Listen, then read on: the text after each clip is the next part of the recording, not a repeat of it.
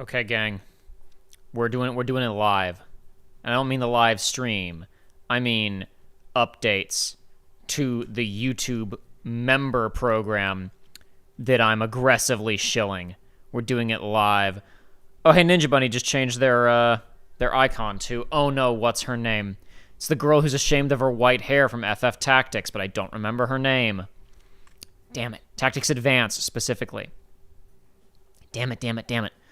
It's not like Luz or Lutz or it's... Hold on. What's her name?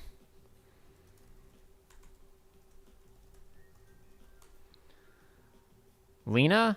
Lena? Something? What's her name? Now I'm going to the FF Wiki. I'm distracted by what I was doing live by seeing Final Fantasy Tactics Advance headshots. Ritz. Ritz is her name. Ritz Malheurer. Very cool. All right, no. Hold on. Because listen, we're shilling memberships. We're shilling memberships like crazy, right? Because remember, YouTube is just giving me money. YouTube's giving me crazy money. YouTube's giving me stupid money, right? But that doesn't mean we're just doing it for me. Like, if I'm doing this, I want to offer you guys something. And I haven't had time to make new emoji or commission new emoji.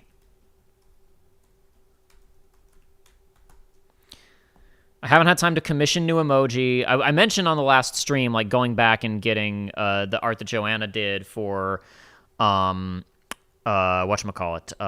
Come on, Jacob. Going back and get the art that Joanna did of Aiden looking confused from the Uncharted 3 playthrough. Then I got a confusion emoji and an Aiden emoji. Then I just needed a Joshua emoji and a Joey emoji, and we got at least an emoji of all four of us in here.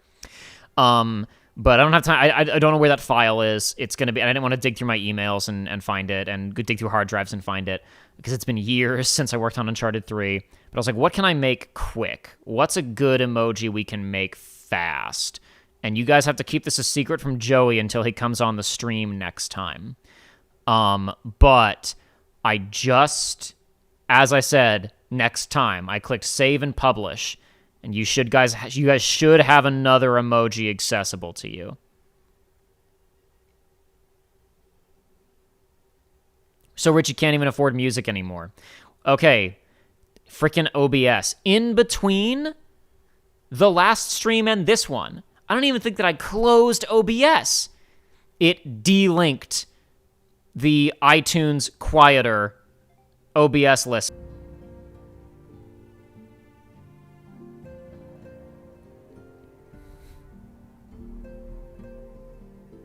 Did the same thing. I can't believe that shit.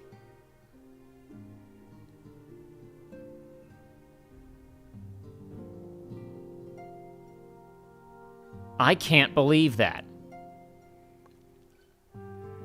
It just did the same thing that it did to me during the dispatch stream, where iTunes was where the music was desynced, or rather, it wasn't going through at all. It was no longer registering it. When I'm on this screen, works fine, but when I cut to here, the music wasn't working. This happened on the last dispatch stream. And when I went to try and reassign the audio source to make it work, it crashed OBS, and then when I turned OBS back on, it was fine. This happened on dispatch 2. God, sucks. Guys, I've been doing this shit for like 12 years now. Why doesn't it just work? Like every technical difficulty I've ever encountered, it's like, oh, okay, I'll fix that. And then it just doesn't matter, and a new one comes up.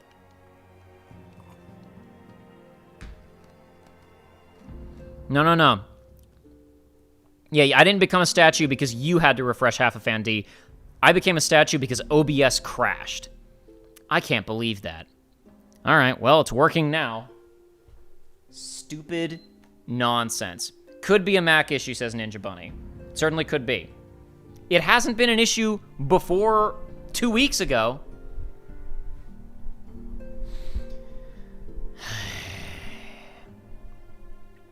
The bigger issue is probably that I just need to update something. There's probably something in here that needs to update. I hold off on updating stuff because very often updating things is what causes things to break. So I hold off until I can't anymore very often. I probably need to update something, though. Robbed of the Besaid theme. Yeah, is that not going to be archived anymore? Yeah, it might, yeah, that might delete the first 2 minutes of the stream where I played the Besaid theme and a couple of other things. And then I came in and I said, yeah, whatchamacallit. I was saying that I was adding something live. I added Todd. Don't tell Joey. Shh. Let him find out that Todd is in the chat now next time he comes on the show. Nobody tell Joey that I did that. We could have one more. We could, if we want to combine, because I was saying, like, you know, we want to try and get at least a Jacob, Joey, Aiden, and Joshua emotes all in here, right? Me pointing. Maybe Joshua could do, like, the parallel, you know, face next to me pointing. Could grab the Aiden, you know, looking at the dial from Uncharted 3 and going, we got a confusion emoji, which would also be appropriate for Aiden. I feel like, you know, being on the FF7 playthroughs, we're probably going to have a lot of cause for an Aiden being confused emoji later. And Joey, we could double up on Zelda CDI emojis, because Joey does officially have a King Harkinian cosplay outfit that a friend made for him for a Ren Fair a little while back.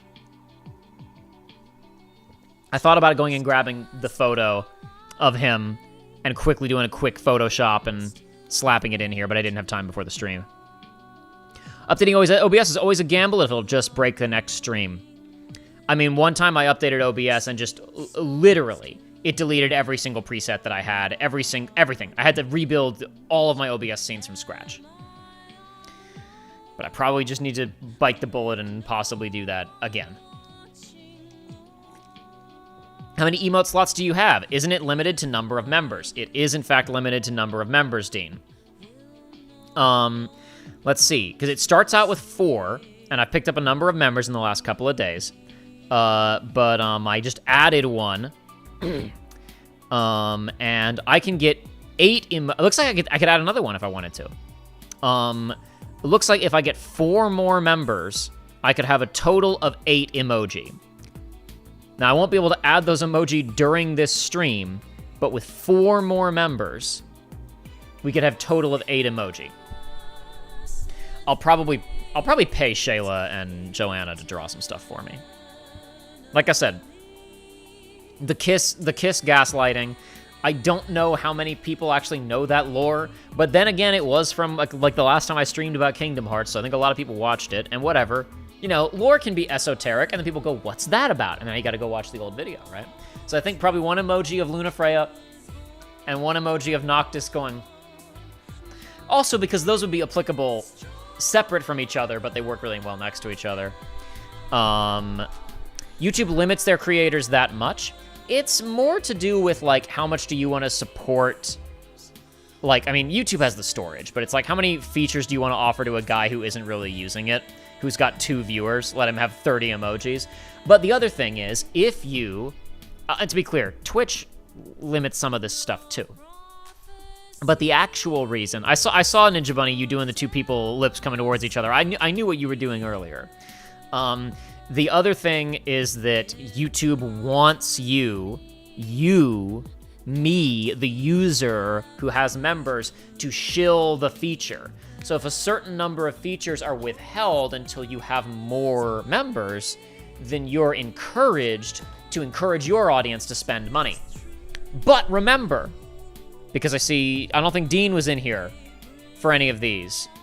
I don't think Varov was in here for the previous stream or the RE9 finale. You literally said missed the RE9 finale. Missed the chance to spread my pro-Jacob Mueller propaganda. Oh boy, glad you weren't in there. No, thank you, welcome back. Thanks, have fun. Say whatever you need to say about Jake. Joey wouldn't shut the hell up about Jake. Kept saying Jake was going to show up at any second. It would have been funny if he'd showed up. Checking out the crown, 75% EXP at the top. What does buy a super chat mean? Super chat is a highlighted message that you spend $1 to $500 or whatever the amount that's offered to have your message highlighted. It's leaving a donation on Twitch. A super chat is a donation here on YouTube. Again, So for people who weren't in here, I see a number of members in here, so they know about it. I also see rankings of top fans. I don't know how the hell that works. But for people who haven't been in the last couple of streams, and I'm going to repeat this several times throughout this stream, because we're in full shill mode. EXP is YouTube's answer to Twitch channel points, except it's kind of useless right now, just a leaderboard. Exactly. So that's what I've been talking about, and I'm sorry I'm repeating this for multiple people who have heard it by now. But YouTube is trying to compete with Twitch, trying to compete with TikTok. There's a lot of things about streaming on YouTube right now that are a little bit better. The more you talk, the more high ranked you are. It doesn't do anything. But you can say you're the highest ranked on that channel of the, 10 of you who are here. The 10 of you who watch me. You guys can fight for the top spot. You are only half a fan in your first place. That's crazy. YouTube has some features that are good, but as is literally being discussed right now, a lot of the community features on YouTube are bare bones. They aren't up to snuff. There's some things that are way better about streaming on YouTube versus Twitch, but for the most part, Twitch is superior. But YouTube needs to be able to say, hey, more people are streaming on YouTube. Hey, more people are using members. Hey, whatever. They need to be able to go to their next quarterly earnings report and say, YouTube membership use grew this much this quarter. You can gift memberships on YouTube, Dean. In fact, my brother got gifted a membership once when he wasn't even watching a live stream. He was watching a video on someone's channel while they were live streaming. So you can gift subs, and just anyone who is currently engaged with the channel at that moment, even if they're not literally watching the broadcast, can catch the gift membership, which is a kind of a cool feature. Again, some features are neat. But yeah, so what I've told on the last two streams, and I'll repeat again here, and I'll repeat it again as we get further into this stream, because I'm shilling hard, is YouTube gives you little recommendations of, like, how much money, like how you could make more money. If you let us place mid-roll ads automatically, you could make 5% more money. If you use shorts, you could grow your audience. And I usually ignore these tips and tricks, because they're either simple shit that I already know, or it's, use this feature, make more money, whatever. So I ignored until, what day is it? Last Sunday. My eyes have been glazing over a notification about more opportunities to earn, because it's like, turn on store, seek sponsorship opportunities. You can set it up so that you can link to products and you can make a commission. It's just telling you what the features are. But I got a notification that said, if you simply turn memberships on, we'll give you $500. And then don't turn it off for a month. That's the other stipulation. I have to leave it on for a month. I'll probably leave it on longer, but that's the stipulation. I have to leave it on, not change the membership brackets that I've already established, a couple of other conditions, $500. I guarantee you they are sending this to a bunch of mid-size and lower-size YouTubers who haven't turned on memberships but are streaming consistently, so that at their next quarterly report, they can say, membership engagement grew by this much. We project it's going to continue like this, and they're not going to mention the promotion, because Google can eat it forever on expenses like this. They gave me $500, and for every new member I get for the first 30 days, so it's been 6 days since I turned this on, for every new member that I get for the first 30 days, Dean says, welcome to basically paying you, woohoo! For the first 30 days, after I turn it on, for every new member I get, even though the basically paying you tier is only 99 cents, and YouTube takes 30%, and if you just bought that, by the way, on an Apple phone, Apple also probably took 30%. So I would only get 30 cents from that transaction.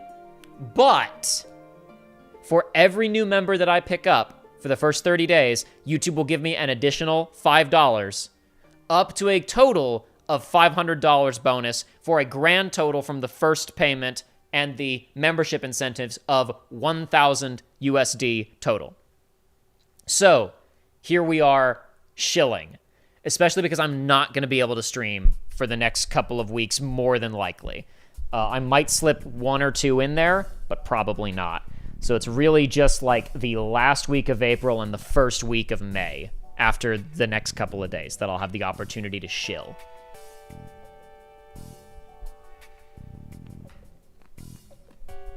But, I mean, I still have Patreon, and as I've said before, Patreon's a good way to support us because even though I don't update it that often, do have bonus exclusive content on there. And I never wanted to turn memberships on because I didn't want there to be like, oh, hey, you gave me money on Patreon, but that's not good enough. You have to give me money on YouTube too. And I didn't want it to be like, oh, hey, you gave me money on YouTube, but that's not good enough. You don't get access to this other thing. You got to give me money on Patreon. So I only wanted to have one way to financially support me. That way it wasn't like, hey, if you want everything, you got to double dip. That felt unfair, not like a good idea to do. But then again, I suppose you can be a member on this channel for 99 cents.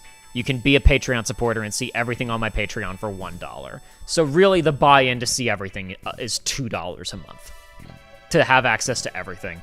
So really, if somebody wants that, they can get it. So I probably shouldn't be paranoid about it. I just don't want to seem like I'm, like, you know, being exploitative. Because I'm doing fine financially. That's the other big thing to note. If anybody out there is like, oh, I'm kind of struggling, but I'll help Jacob out, don't. I have a full-time job that pays me quite well. I currently live with my parents, so I'm not even paying rent anymore at the moment. I'm doing just fine. So, if you can't afford it, don't give us any money. I do divvy up Patreon revenue, Super Chat revenue, and now will be membership revenue and this bonus that I'm getting from YouTube between myself, Aiden, and Joey. And I don't know, I guess if we're streaming more consistently, then having the extra emojis could be cool. And also, as I mentioned previously, being able to set it to members-only chat is probably not something I'll do often, but if we wind up running into issues where we've got assholes coming into the chat spamming spoilers on games in the future, then we do have the option to switch it to members only to protect the chat. Because probably the guy trolling around dropping spoilers is not willing to spend $1 for the privilege of being able to spoil people. That's only happened to me once, I think, on the Spider-Man streams back in the day. But there are dudes who get their jollies from jumping around between live streams and spoiling the game that a person is playing. Would you just make the two equivalent? Post the same stuff on both so people can do whichever is most convenient. I know a lot of people won't do Patreon just because the act of going off-site is too much effort. So, the only thing that would be crossover is early access to videos, which I could do for members as well. It would probably be like, you know, give it to Patreon. Because, like, once I set it to members only, then only members will be able to watch it. But on Patreon, I typically just put an unlisted link for people to see. So what I would probably do is Patreon can see it, like, a week early or several days early or whatever. And then, like, the one day before the video comes out, members can see it. Because you can't do both at the same time. An unlisted link for Patreon users. And a reserved, you have to log in and be a member, early view are not compatible. I guess I could upload two versions of the video. I could upload one version that stays unlisted and for Patreon, and one version is for members. But probably the easier version is anybody who's a Patreon viewer, you can see it a week early, or 5 days early, or 2 days early, or whatever, and then members get to see it 1 day early. I don't know. I don't do early previews of videos that often. I mainly did it for, like, you know, video essays and shit, but I haven't made one of those in quite a while.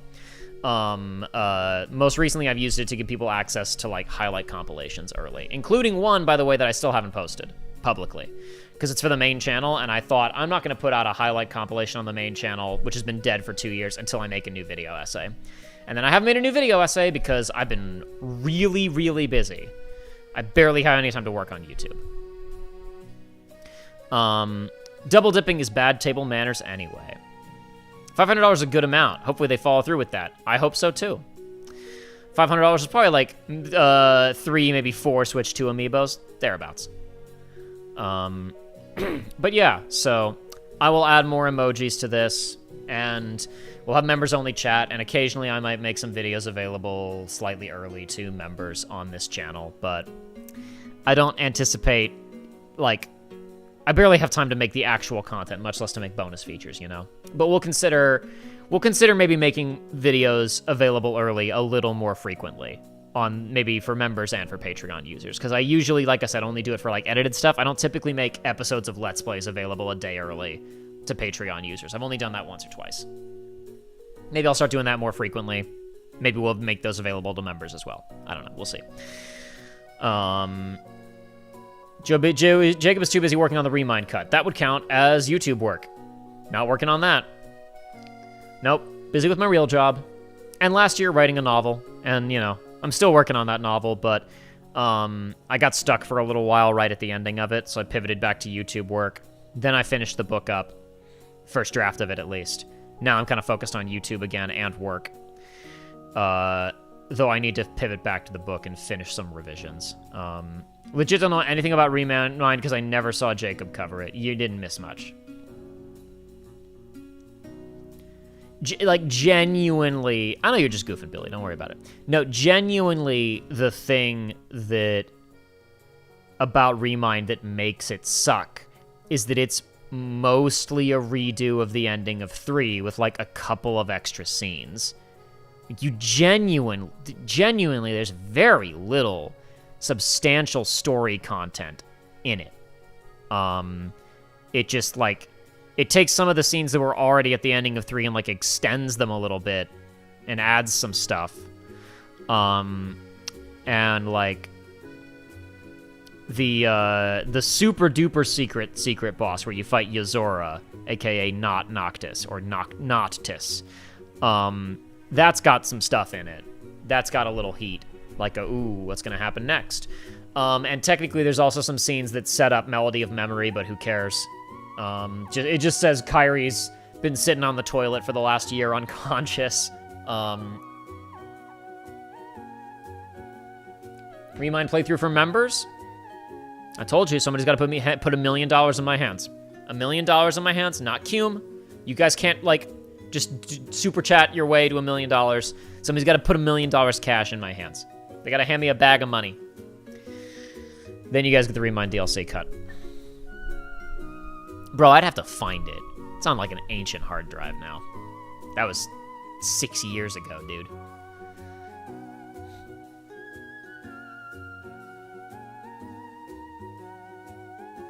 Some people really liked Remind, but I think they were mostly people who already liked the ending of 3.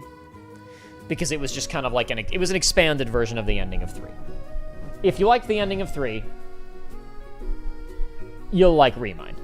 If you didn't like the ending of 3, you'll go, well, this is just the ending of 3 again, but with some extra stuff.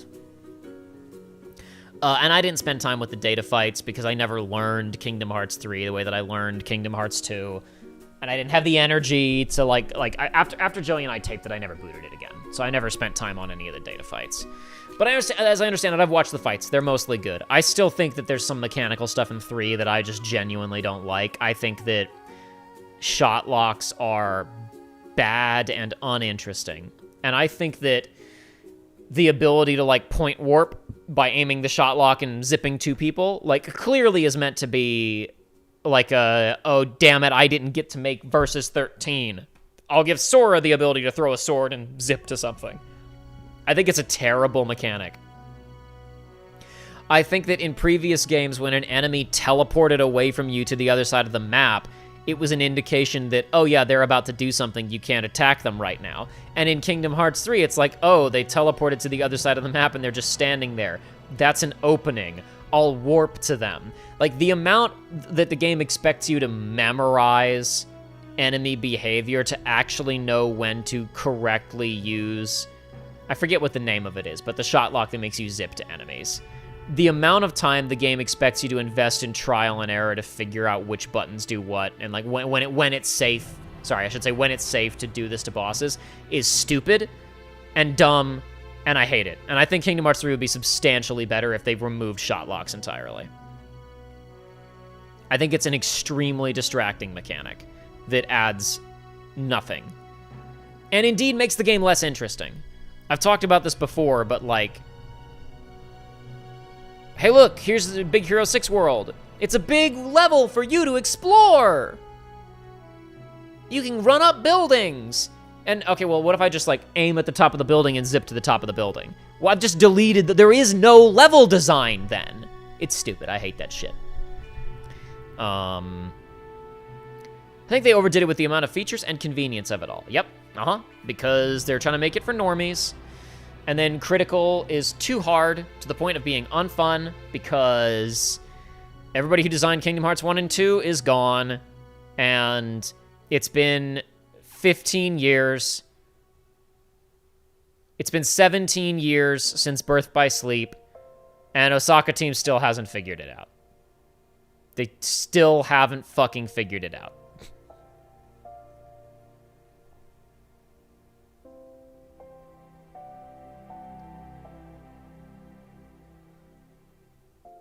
Cage fans left a remind looking back on DDD. Perhaps we treated you too harshly. No, not really. I mean, I definitely treated DDD too harshly. But the stuff that, I mean, like, I was so mad about certain aspects of DDD that I couldn't appreciate good things about it. I can now appreciate the good things about DDD. But everything that was bad about DDD, I maintain was bad. The paying $40 for a crummy commercial, son of a bitch, is the main complaint with DDD. And it hasn't gone away. Because if anything, the game has become even less relevant now that Cage 3 is out. Because it was just an ad. I don't like paying $40 for an ad. I think that's stupid.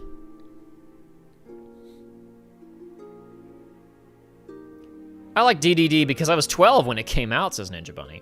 Yeah, no. Listen, DDD's not that bad. DDD's it's a fun game to play. Flow motion is fun to interact with. If you don't know that Balloon breaks the game, it is a fun game to play and use cool moves in. Watching Pat Stares At recently play Chain of Memories just, like, shows how, like, consistent the Osaka Team design problems are. Because, like, when we played Rechain back in the day, like, I used Lethal Frame.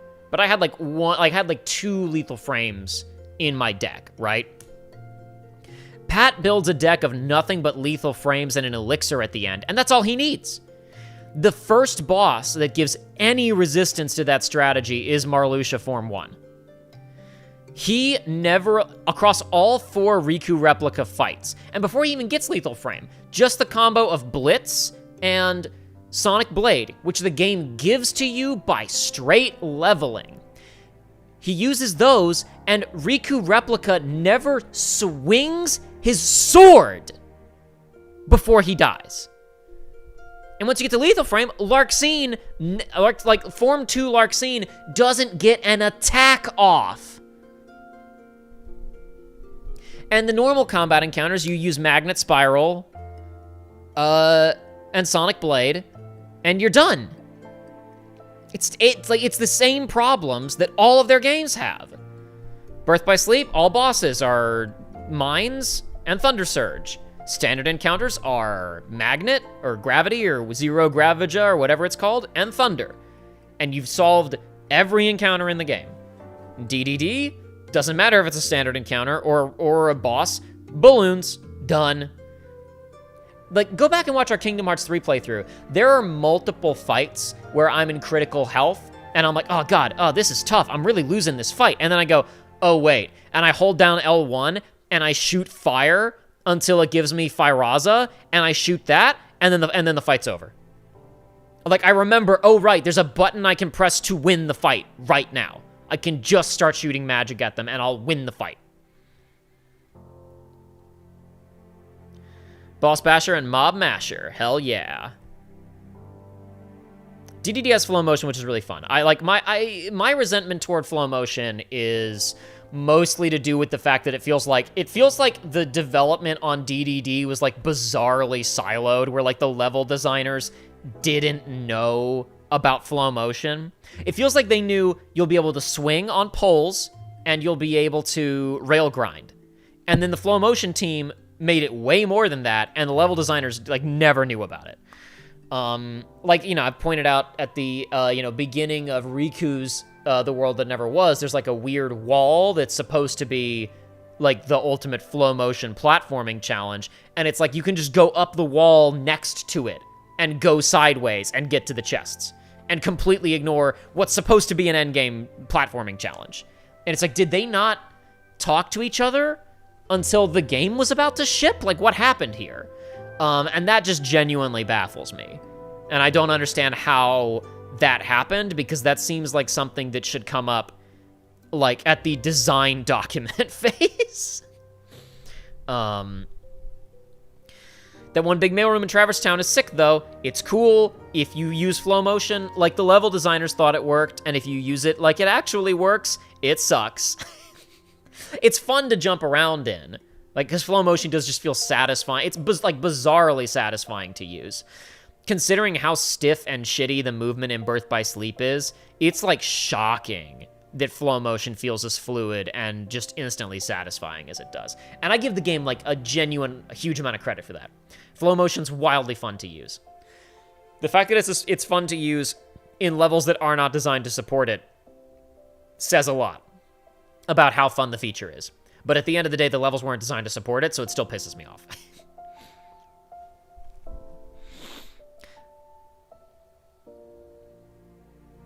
Alrighty, so, gang. Dream Eaters are cool, though. Like the Pokemon aspect of the game. Again, just breaking down into, like, leveling stuff. I remember first-time playthroughs of those games. I didn't like the obliqueness of the melding system in Birth by Sleep, because it felt random. It was nice that you're like, oh, I got a move I might not have used otherwise, I'll try this out. But it felt oblique and random. You didn't know what you were going to get, and it was hard to get what you wanted to get or even know what you wanted to get, because you didn't have a list of abilities until you found that ability. Dream Drop Distance, you get a new Pokemon, you pop their menu, and you see the moves that you can earn from leveling this Pokemon. On its face, DDD's system is better. Upon returning to the games, DDD's system is way worse. Because in Birth by Sleep, if you have the melding chart in front of you and you know what you want, you know I have to get this move, and this move, and now I've got what I want. I can meld this way and get what I want. With DDD, it's like I've got one move that I want, and I need 700 experience on this one Pokemon to get that one thing, and I have to go through 17 abilities I don't care about to get it, and then this Pokemon is dead forever. And I get another Pokemon in. First time playing experience, the DDD Pokemon leveling system, it feels very, like, straightforward. You got something to work towards at all times. You can really, like, strategize and visualize where you're going, and you can decide, this is what I want to do, this is what I'm working towards. You can set goals for yourself. Replaying it where you're like, I want HP up, I want Magic Haste, I want Balloon. That is all I want. Suddenly the Pokemon system becomes over-engineered and cumbersome. But first-time user experience, DDD's is better.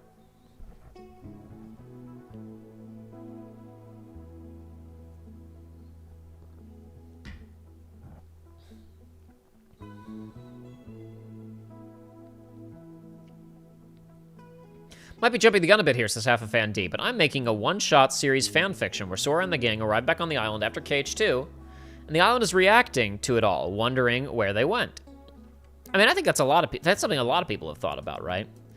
Because, you know, you've got this whole element of, like, Sora's mom forgot that Sora existed for a year, and then suddenly remembers him, and then he shows up again 2-3 weeks later, after she's going, why did I forget about my son for a year? Oh my god, where is he?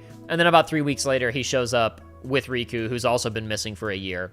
But Selphie didn't seem all that freaked out about it. Just like, oh yeah, he went somewhere. Wonder whatever happened to him. Not like he's a missing persons case with his face on a milk bottle. They would assume that he drowned. They would assume that he drowned in the... Again, they disappeared on the night of the storm. The whole town assumed that they drowned. But yeah, I think, like, you know, I think there is that element of that. I mean, there's a lot of fan fiction about, you know, pre-KH3.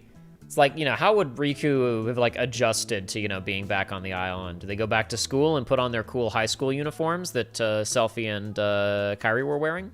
There's a lot of stuff like that, I think. My dearly beloved one on AO3, same username, as in Half a Fan D. Alrighty. If anybody wants to go read a Kingdom Hearts fan fiction, a little one-shot Kingdom Hearts fan fiction, there it is. Go give it a shot. Perhaps I'll glance at that myself later.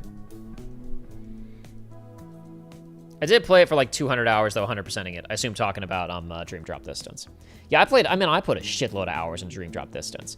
Like, I was sitting around thinking this game sucks, and also it's fun enough to play that I'm just going to keep going. Do you have less hope for KH4 because of how long it's taking to come out? I don't know. My hopes for KH4 remain about the same. I don't think I'm going to be there day one. I think I'm going to have to wait and hear from people I trust that it's not loaded down with bullshit. I do think something has gone catastrophically wrong.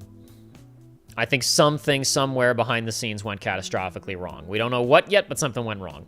We do know that a significant percentage of the dev team was pulled off to work on FF16.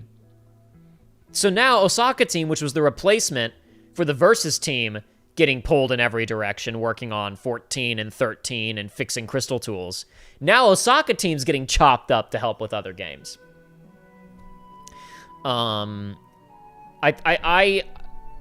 I said last year, if we don't see Kingdom Hearts 4 again by the ending of the year, it's time to assume something has gone catastrophically wrong behind the scenes, and I maintain that. I think something went catastrophically wrong. I don't know what it is. I don't know that we ever will. I think something went catastrophically wrong.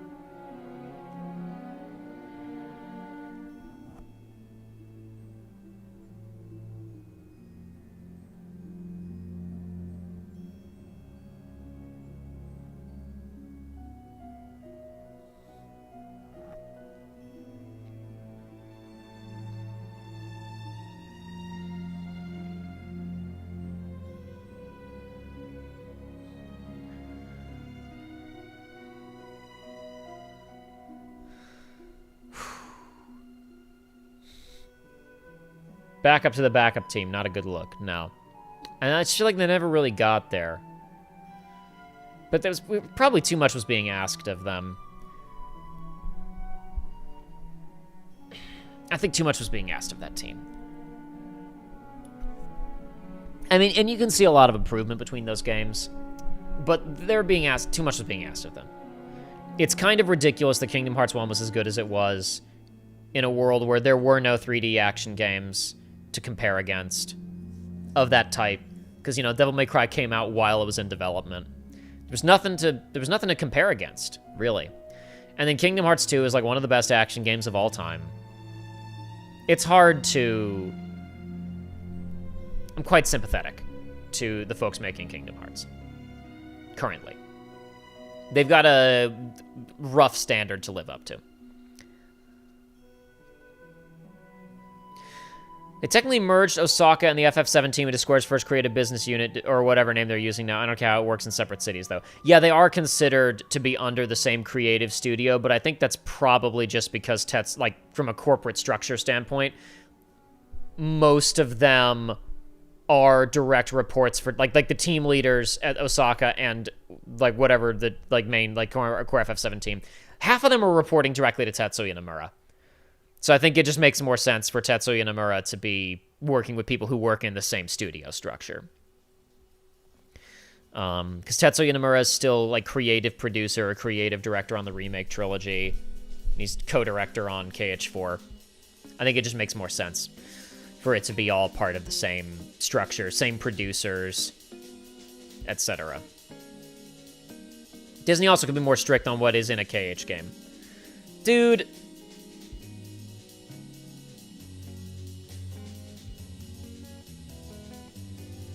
Supposedly, Epic Games are making a Disney-themed extraction shooter as part of Disney's nearly $2 billion investment into Epic Games. And they're working on other Disney projects and stuff that's apparently not materializing the way that it was supposed to, but they're still working on it. After a big announcement a couple years ago that Disney was investing heavily in Epic and they were going to make Disney games. And I'm like, bro, just pay Epic to give direct development support to Kingdom Hearts. I mean, maybe that's a bad investment because Kingdom Hearts is a niche product, but, like, unniche it. Unniche it. You can do it. I don't know, they probably won't because they don't want to step on Tetsuya Nomura's toes, and Tetsuya Nomura is going to keep it niche. He's going to keep doing his thing, and they're not going to take over and steal it from him.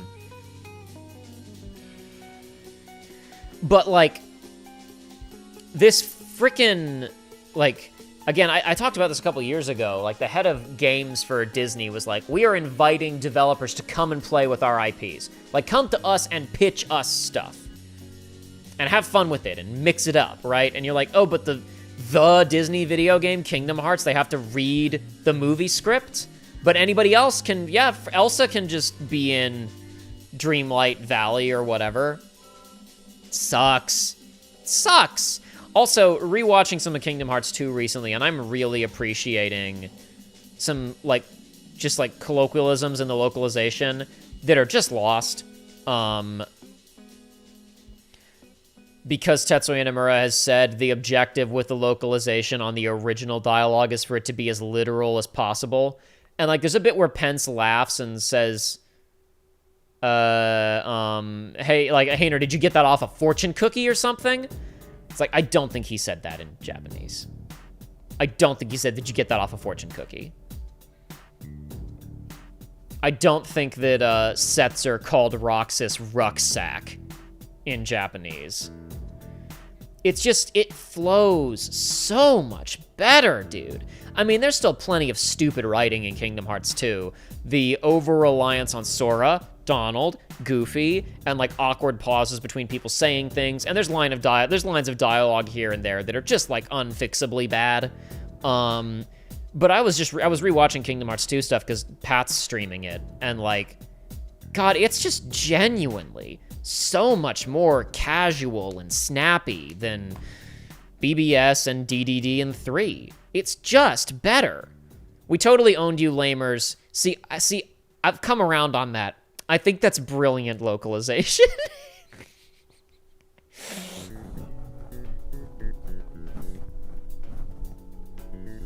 Yeah, undeniable proof that we totally owned you, lamers. I think I've come around on that and decided that that's secretly genius. Sometimes adults sarcastically, not even really trying to sound like teenagers, can be quite funny. Just accept that the KH isn't for me anymore. I won't say I won't play KH4, might someday, but the series ended perfectly for me at 2. Whatever you think about the future games, whenever I think about the future games, it just makes me upset, says Dean. I like aspects of Birth by Sleep well enough. I like Days well enough. And Kingdom Hearts 3 is fun to play. But, yeah, they haven't,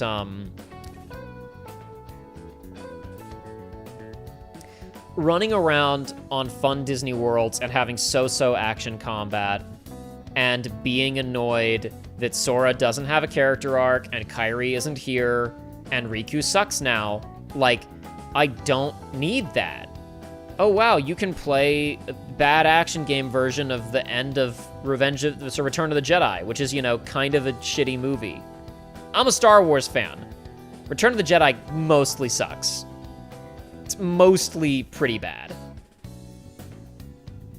Joshua recently rewatched the Star Wars trilogy because he was on a transatlantic flight, and you can pound back all 3 Star Wars movies and still have time for another movie after that.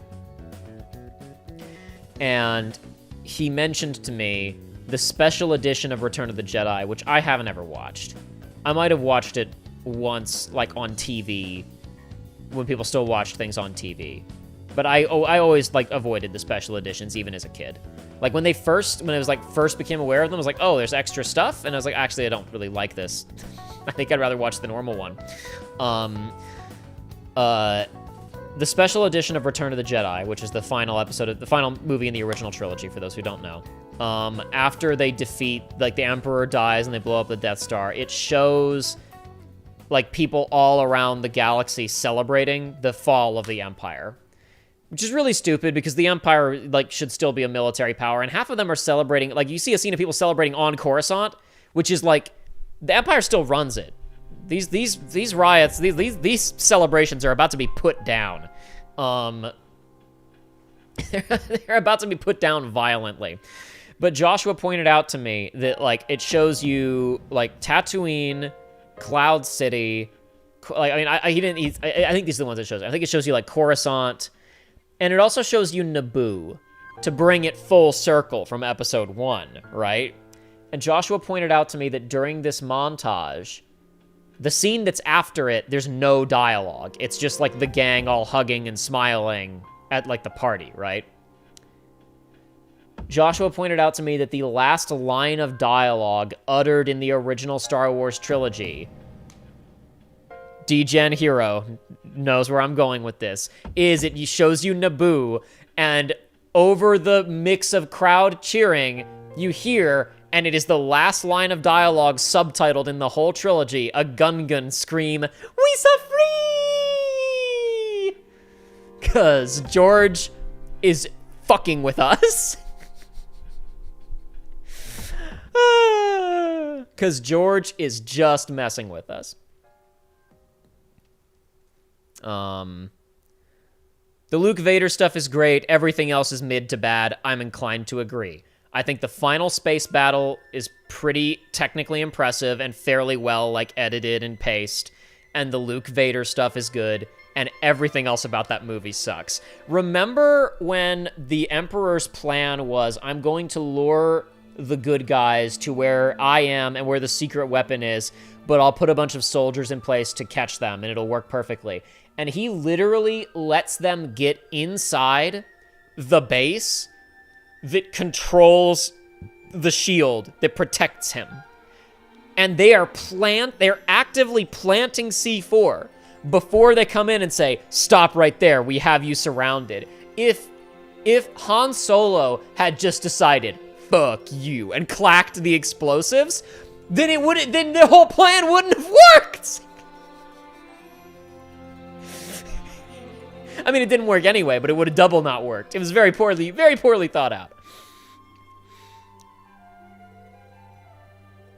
Famously, toppling an empire always leads to prosperity for all involved parties. Exactly.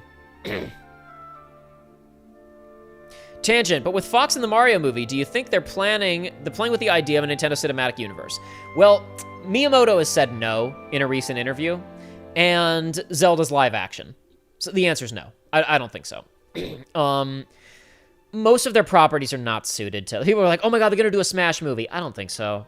I don't think a Smash movie has the level of, like, commercial buy-in from general audiences of a Mario movie or a Zelda movie. I think what they will do... I think that the Star Fox appearance might be teeing up Illumination's first foray into TV/streaming. It would make sense to me if they were planning to do a Star Fox show.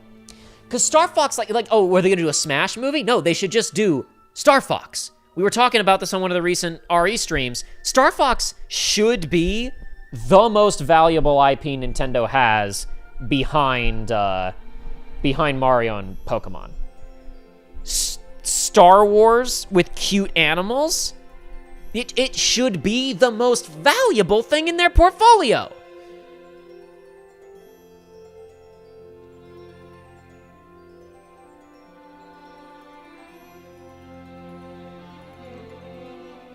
Only Star Wars movie I saw was the original years ago in Rogue One for my dad's birthday. Rogue One sucks. Rogue One sucks ass. Ninja Bunny, I don't watch Star Wars. I've just been forced into a lot of Star Wars knowledge from a Star Wars fanatic friend I have. You should, I think the first movie and Empire are good. I think Return of the Jedi mostly sucks, but it caps off the trilogy, so you gotta watch it just to finish it. It's not that long. You power through it. The prequels suck. I think The Force Awakens is a fun movie, and I think The Last Jedi is a good movie that has some really rough spots, but the stuff that's interesting in it, to me, way outweighs the bad stuff.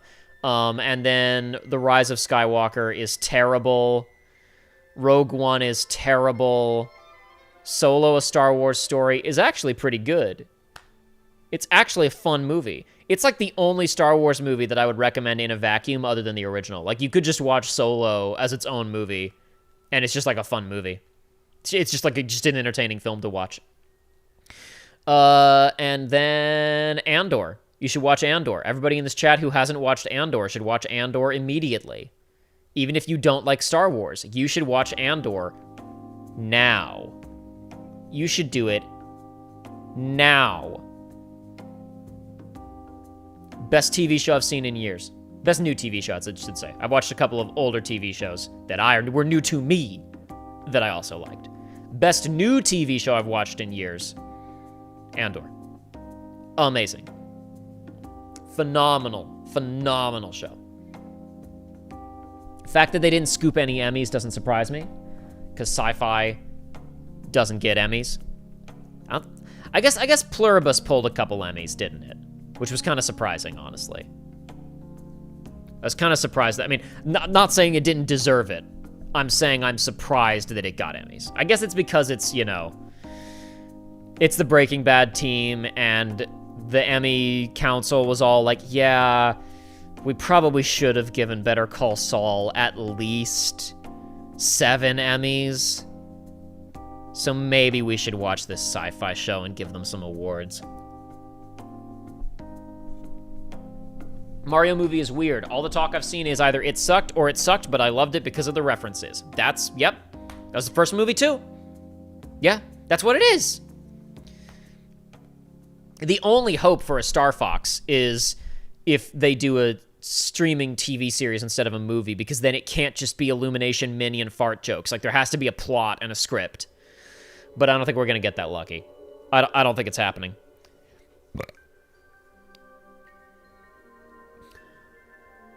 DGen Hero, if you like the robot from Rogue One, you should watch Andor. He's not in a ton of it, but he's in it. He's in, like, 3 episodes of a 24 episode show.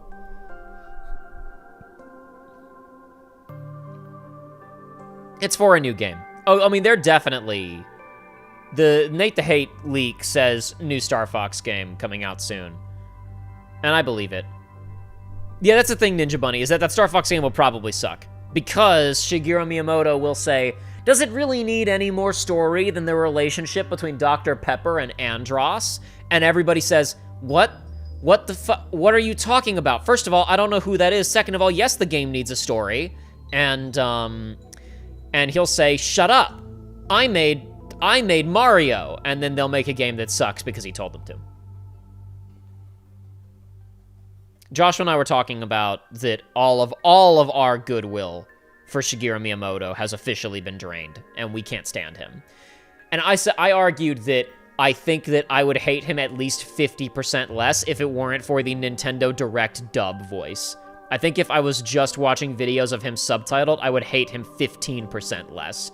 But that Nintendo Direct dub voice is genuinely so bad that it increases my "it's on sight" significantly.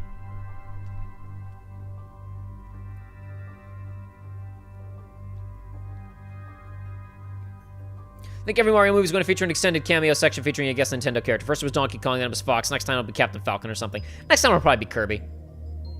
That's probably Kirby.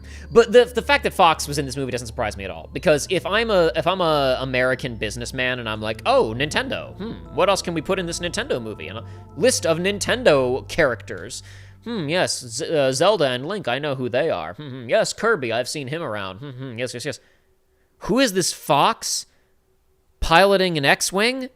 Why have I never seen him before? Why isn't he everywhere? I get why Chris, whatever his name is, who runs Illumination, was like, we need to put this dude in the movie.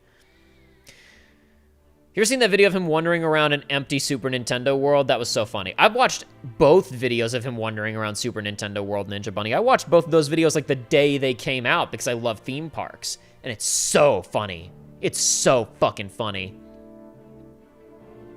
Joshua and I were talking about he is entering his like later day Walt Disney phase where I'm no longer making the movies or producing stuff. I'm legacy building and I'm making a theme park. And then I said, but the problem is he's Walt Disney without the ambition. He's a Walt Disney who's going, yes, I'm satisfied and I did everything right.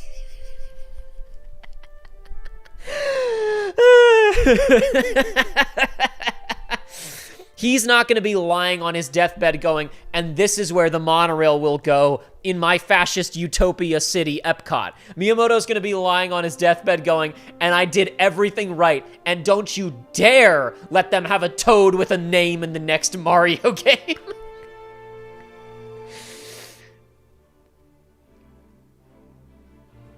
Do you think Miyamoto was scared for life when Crystal made Star Fox furry bait? First of all, Star Fox was always furry bait. And don't let anybody tell you otherwise.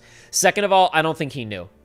I don't think he knew until maybe after Star Fox Assault. But no, it was in Command 2. I don't think he knows. I don't think he has any idea. Me and my friend watched that video of Miyamoto wandering around with Twin Peaks music in the background. It was the funniest thing I've ever experienced. That's pretty good.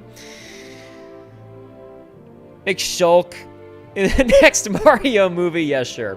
Do you think Return of the Jedi will be the basis for a potential Kingdom Hearts Star Wars world? Oh, yeah. Billy, it's in. That trailer shows the forest moon of Endor, and there's an AT-ST foot in the trailer. It's in. It's the only world they've confirmed. It's soft confirmed, but it's in. Unless, again, something went catastrophically wrong and they started cutting stuff, I guarantee you it's in. In terms of levels to pick, it makes sense. I feel like picking Return of the Jedi world is like a huge mistake, because then you can't do another Star Wars world in the next game unless you go forward or backward in time, like, magically, and you either do, like, Force Awakens or the prequels. I feel like it would make more sense to just do A New Hope, and then in future sequels you can do the rest of the original trilogy. From a in universe of Kingdom Hearts, you can't go from one Star Wars planet to another, because each world is one location, which is a limitation of the game's structure that they could maybe ignore now that Sora's in the fictional world. But if you had to pick one planet with a beginning, middle, and end storyline, you would pick Endor in Return of the Jedi, because every other movie hops planets too much. Because only the beginning of the story takes place on Tatooine in A New Hope, and they go to the Death Star, then they go to Yavin 4, then there's a space fight. There's the Battle of Hoth, which has been done in video games 600 times, and it's only the inciting incident of Empire. And then the middle of Empire isn't really a video game level, and the last part of Empire also really isn't a video game level. And then Return of the Jedi is like the entire Forest Moon operation, speeder bike chases, big fights, AT-STs, secret bunkers, and then you go up to the Death Star for a boss fight against Darth Vader. It's a no-brainer. It's a no-brainer in terms of video game level. In terms of longevity of featuring Star Wars in Kingdom Hearts, bad choice. Terrible choice. They should have genuinely just, like, committed to Kingdom Hearts 4, 5, and 6 were gonna have A New Hope, Empire, and Return of the Jedi in them. But I don't get to make the choices, and considering that it's gonna take them like 7 or 8 years to make a new Kingdom Hearts. If it takes them the same amount of time for 5 and 6, and they're stopping in the middle to make Verum Rex, then we're only gonna get one more Kingdom Hearts game, so it doesn't matter. Or they could just not follow the plot of the movie. Ha ha ha ha ha ha ha ha. Ha ha ha ha ha ha ha. That's funny, Dean. That's a good joke. There goes half of KH4's budget, I guess. Yeah, probably. Yeah. Well, I mean, I think the whole game is going to be... I think I talked to Ryan about this. Or maybe I don't know. I've talked to someone about this in a call recently. It might have been Joshua. Might have been Ryan, Night Sky Prince. It's going to be really funny if the fictional realm than the real realm and whatever. People in the world of Quadratum would say that Sora's world is fictional because it is different things to different people, and there is no right or wrong, but thinking makes it so. And Tetsuya Nomura, big brain. I don't know if anybody knows what I'm talking about, but I know what I'm talking about. But they said, like, that, you know, like, what is considered fiction here may be considered reality somewhere else, and vice versa. It'd be really funny if Kingdom Hearts 4 is all live-action Disney remakes.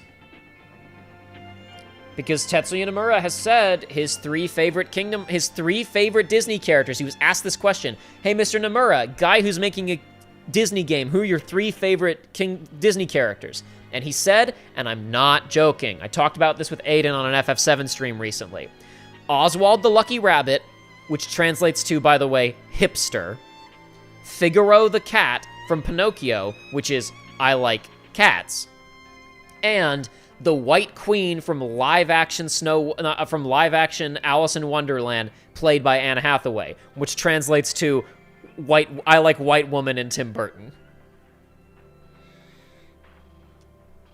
Sadly, we won't get Sora and Slave Leia versus Jabba. Hey, listen, maybe they change up. They have said the structure of KH4 is going to be different. Maybe we'll actually do, like, because the planet hopping thing has limited us. The aesthetic of flying from planet to planet was genius for the first couple of games, but now it's become a problem because it's like if you want to do Stitch, you want to do Lilo and Stitch, that's already got like a Galactic Federation.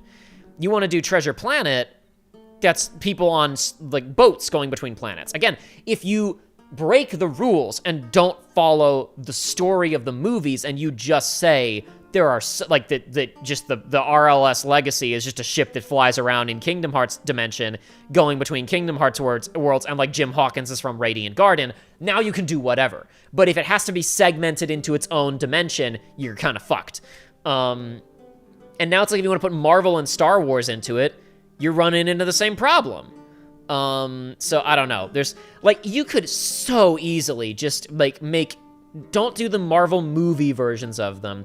Don't even do a specific comic book version of them. Have Tetsuya Nomura design new cool versions of the Guardians of the Galaxy, and they're just like a band of roving pirates or mercenaries or whatever who are just jumping around between Kingdom Hearts worlds the same way that you are helping people. And you bump into them periodically throughout the adventure, right? Like you could do that, and that would be way better than having a Guardians of the Galaxy world. But they won't do that. They won't do that.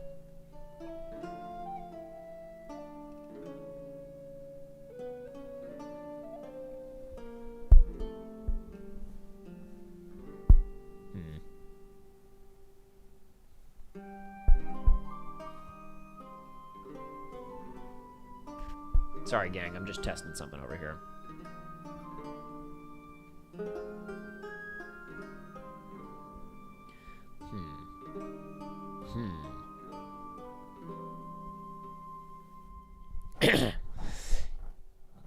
Ninja Buddy says, I don't think you could pick a worse 3 characters.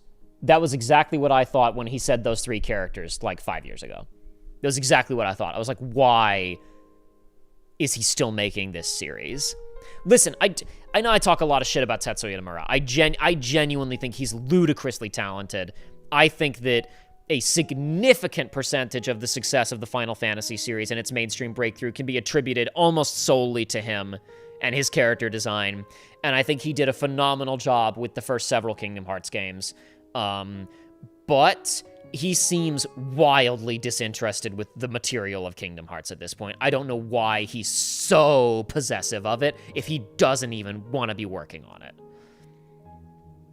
And it's probably because it's the only place where he can still do whatever he wants. In between the Disney worlds, he can do whatever he wants. And they took Versus 13 away from him. I can't do whatever I want with Final Fantasy VII Remake, but I can do whatever I want with Kingdom Hearts. I can put whatever weird shit I want in here. Disney doesn't care about weird shit. They just care about whether or not Elsa matches their brand guidelines. So I just won't put any weird shit in Elsa's vicinity, and it'll be fine. Is Nomura still into plaid? There's a cute little turn up in KH3. I mean, that was like 7 years ago. I doubt, and I'm sure he did all those designs in like 2015. So I doubt he's still into plaid. I'm sure he's moved on. They won't use the MCU verse because they'd have to pay the actors for their likenesses, if I understand it right. But they might just bite the bullet and pay the money. Dude, there's an interview where they're talking about how they picked the worlds for Kingdom Hearts 3.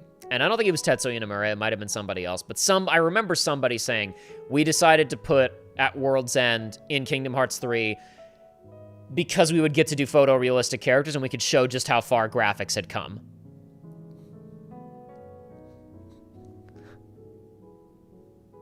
I know how far graphics have come. Uncharted 4 came out 3 years ago. Shut up! You don't need, what are you talking about?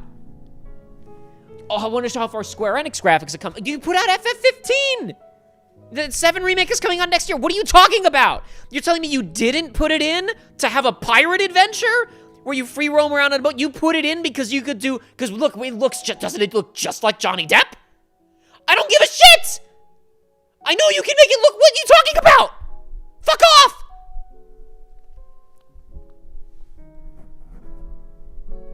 Some KH fans probably hadn't played a game since Kingdom Hearts 2. Yeah, but they've seen video games. They've seen animated movies. There was not a single person who played Kingdom Hearts 3 who was impressed by that shit. There wasn't one. I can't take it. Every single time someone at Square talks about how important it is to have the best graphics, I want to buy a ticket to Tokyo and go in there and slap some sense into somebody.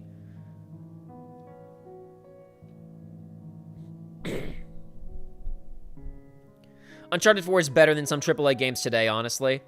I mean, I use Uncharted 4 as the example because it's the plateau. I mean, like, RE9 looks amazing. Does it look substantially better than Uncharted 4? No. Uncharted 4 was where we hit the threshold. And all improvements since then have been what Sean Layden would call only dogs can hear it improvements. Wow, look how much better the ray tracing is in this. I don't give a shit!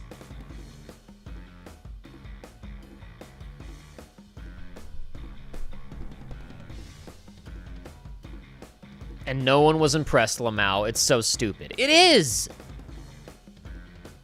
It is! It's terrible! Hasn't Disney thrown millions away just to reshoot the entire movie, so why not this?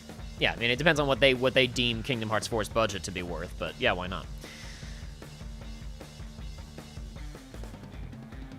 I think it has to be the movie versions of the MCU characters because it's all Disney has the rights to. Oh, they have rights to more stuff. And like they could just say Tetsuya Nomura design new characters, versions of these characters, and I think that would be the best course of action. Tetsuya Nomura literally like did a design of like a limited edition Iron Man figurine a while back, and a Batman and several other things. I know that's not, you know, Marvel, but the smartest thing they could do is just say Tetsuya Nomura and Roberto Ferrari, you guys design new versions of the Avengers. That would be the coolest possible thing they could do. If there was a level that was just like, this is Manhattan, which would be expensive, but whatever. Manhattan, and there's trouble, and you gotta help. Tetsuya Nomura designed versions of Iron Man, Captain America, Spider-Man. Who else would be cool to have a Tetsuya Nomura redesign? I guess Thor. But what are the other Avengers that would be good specifically for a Tetsuya Nomura redesign? Hulk wouldn't be all that interesting to see him redesign. I don't really give a shit about him redesigning Black Widow, but we probably need one woman in here, so maybe Wanda. I feel like Tetsuya Nomura would be a Wanda fan.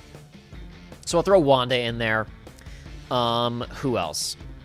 Who else would Tetsuya Nomura design for a cool Avengers team running around in Manhattan? Doctor Strange. Throw Doctor Strange in there, too. Him and Wanda are kind of redundant, though. You know what? We're gonna say instead of Wanda, Kate Bishop. We're gonna say Kate Bishop. Lady Hawkeye. And I feel like we need one more to really get our money's worth out of this. Nomura Punisher would go hard, not gonna lie. Technically not an Avenger, but a Nomura Punisher would be pretty cool.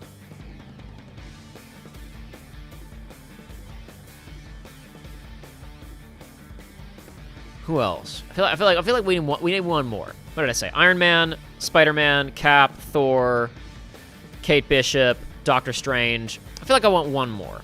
I want one more cool Marvel character designed by Tetsuya Nomura to round out the Avengers planet. I don't know who though. Could just do War Machine. Could just do Rhodey and do just another cool mech design.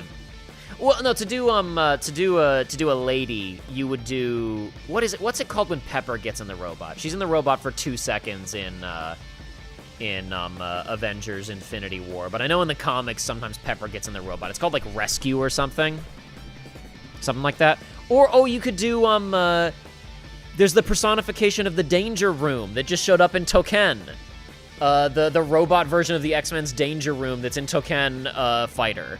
Do that, right? That'd be good. Do a Tetsuya Nomura design of that. Nomura Vision is a good idea. Nomura Vision would be good. Nomura Ant-Man wouldn't be that interesting. Nomura Ironheart could be interesting. If we want another like cool Nomura robot design in here, could do Ironheart instead of Pepper.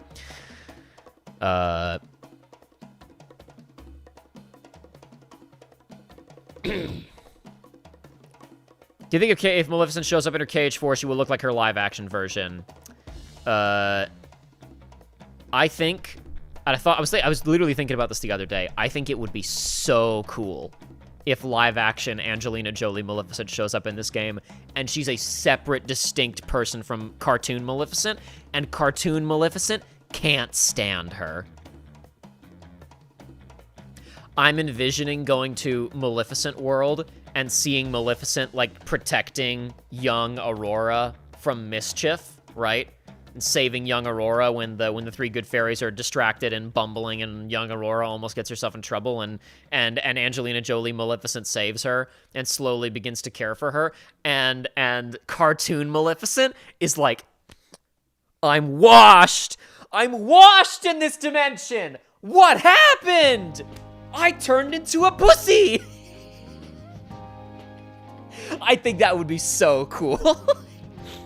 I'm thinking about the Phineas and Ferb Across the Second Dimension, where the successfully evil Doofenshmirtz, like, progressively can't stand the loser who's actually kind of nice Doofenshmirtz and eventually betrays him. Like, evil Angelina Jolie and evil cartoon Maleficent are like, yes, we will take revenge and take over this kingdom. And Angelina Jolie's like, but I can't hurt my baby. And cartoon Maleficent is like, what do you mean you can't hurt her? We got into this to kill her. And because that would be cool, it won't happen. Guaranteed. Fuck you, Baltimore.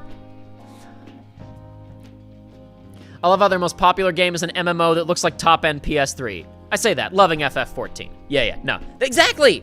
FF14 is their biggest moneymaker, and they didn't give it a meaningful graphical update from PS3 until 2 years ago. And even then, it's just like they upscaled some textures. Woohoo! How we do that? Buy our game. Now it looks good. It's more about little details to make the world feel immersive and alive, and not how real it looks. And Big Hero 6 Land in KH3 was dead and empty and uninteresting. Part of why I liked wandering around Port Royal looking for crabs was I like, look at this detailed setting that I'm hunting through nooks and crannies of for a collectible. When the game cut me off and said you've hit peak crab capacity and warped me back, the reason Joey and I freaked out was like, I was having fun playing the game, and the game said, no, you're not allowed. Stop. I know there was more Port Royale left for you to explore, but we're removing the incentive for you to explore it. You've had enough fun.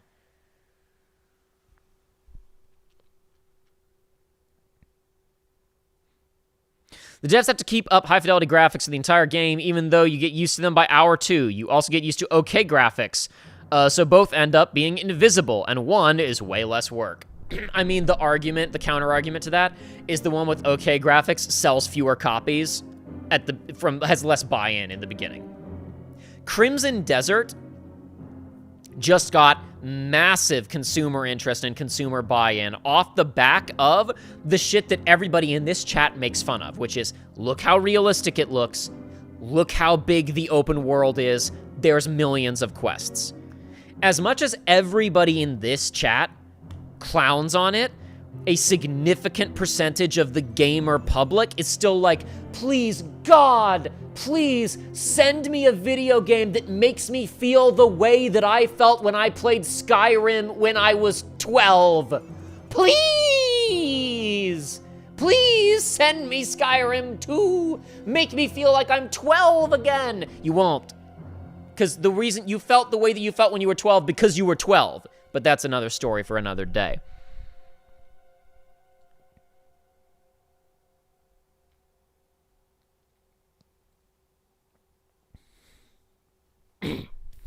Convo has escaped me. I don't know Marvel at all, said Dean. Don't worry about it. Nomura Blade is a really good idea. Oh, shit, you're right. Yeah, go back, scratch Ironheart, scratch Rescue. The Nomura Blade is on the team. Absolutely. Blade already dresses like a Nomura character. Exactly. Blade's on the team. All right, that's it. That's the Avengers team for that world. Only one woman, which isn't great. We'll say Kairi goes to that world instead of Sora, so it balances out. It's fine.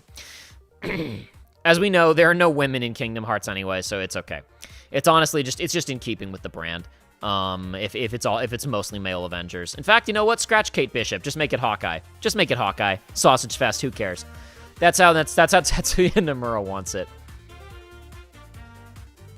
Who even still remembers half the live-action remakes? They only come up in the context of people talking about how bad they are. Yeah, because Maleficent was the only one that had an identity.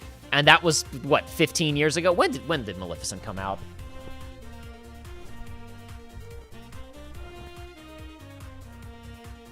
...2014. Okay, only 12 years ago. Silly me. That was the only one that had an identity. That was the only one that was trying to do anything.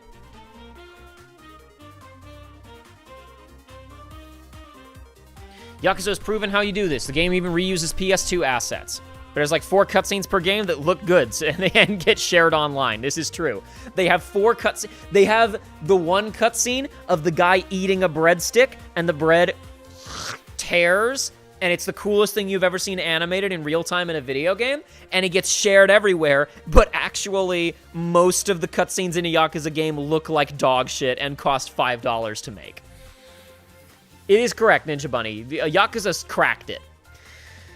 Reusing PS2 assets. I don't know enough about engines, right? But, like, you know, they had this whole thing of, like, we've got to make a new engine for next-generation experiences. But they eventually ported PS2 games. They ported Kingdom Hearts 1 and 2 to PlayStation 3, right? I don't think those were running in Crystal tools. I think they were running on whatever PS2 code they had, and they just did, like, compatibility work to get them running on PlayStation 3, right?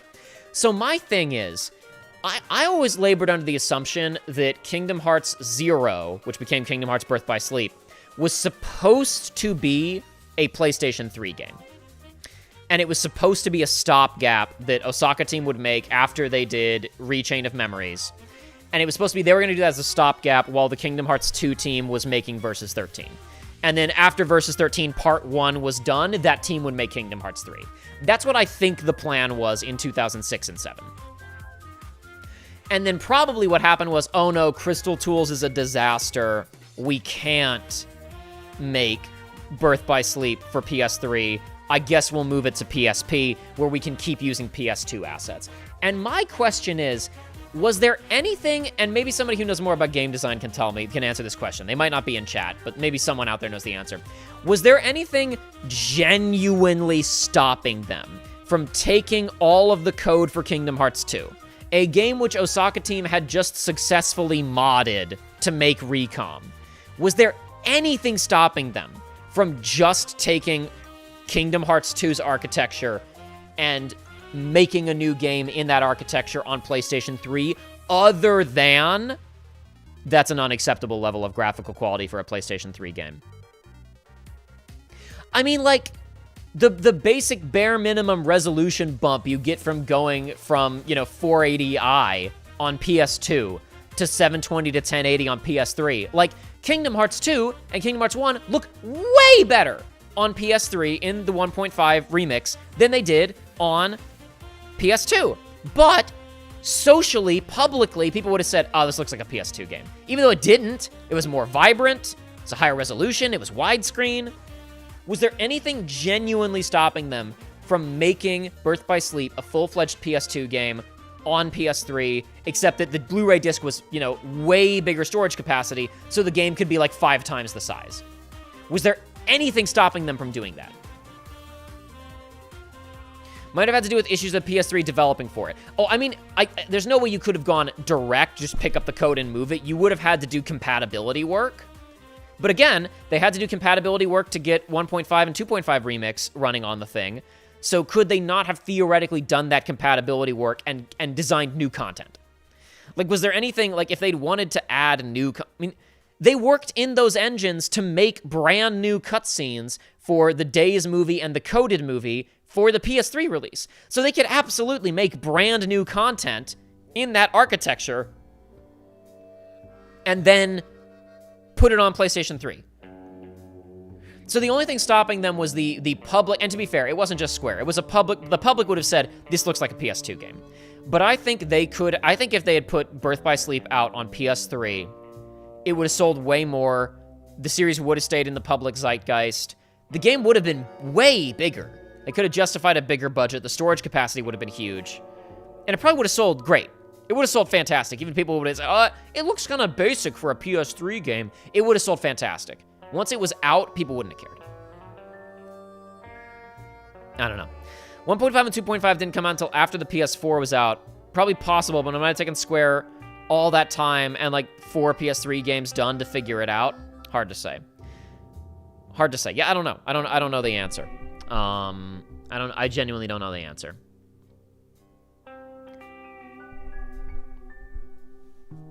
You mean Nimura's Guardians of the Galaxy in a Gummy Ship segment? Yeah, that's what I'm saying. I pitched years ago that the Guardians of the Galaxy, in the same way that, like, Final Fantasy characters used to show up on, like, Cloud and Auron were on Olympus Coliseum, right? I pitched the Guardians of the Galaxy should have shown up in disguise as pirates at World's End. And they should have been, like, on another pirate ship. And, like, shh, don't tell anybody. Don't tell anybody we're from outer space.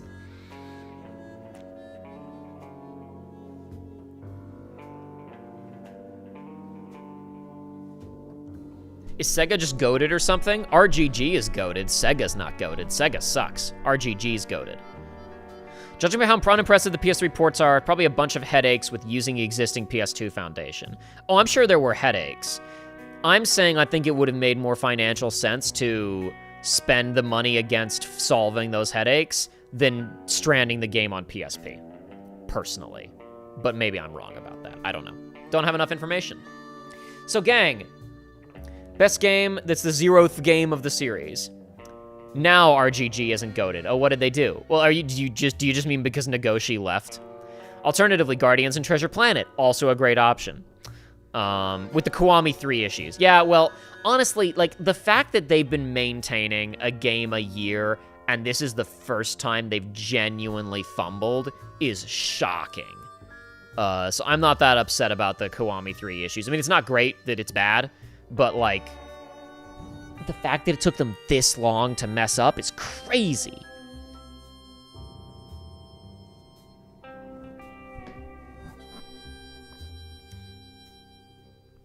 I prefer the art direction of pre-0.2 KH to modern. KH4 could change that. Didn't like how the characters looked in comparison. Yeah, I don't love the KH3 art style.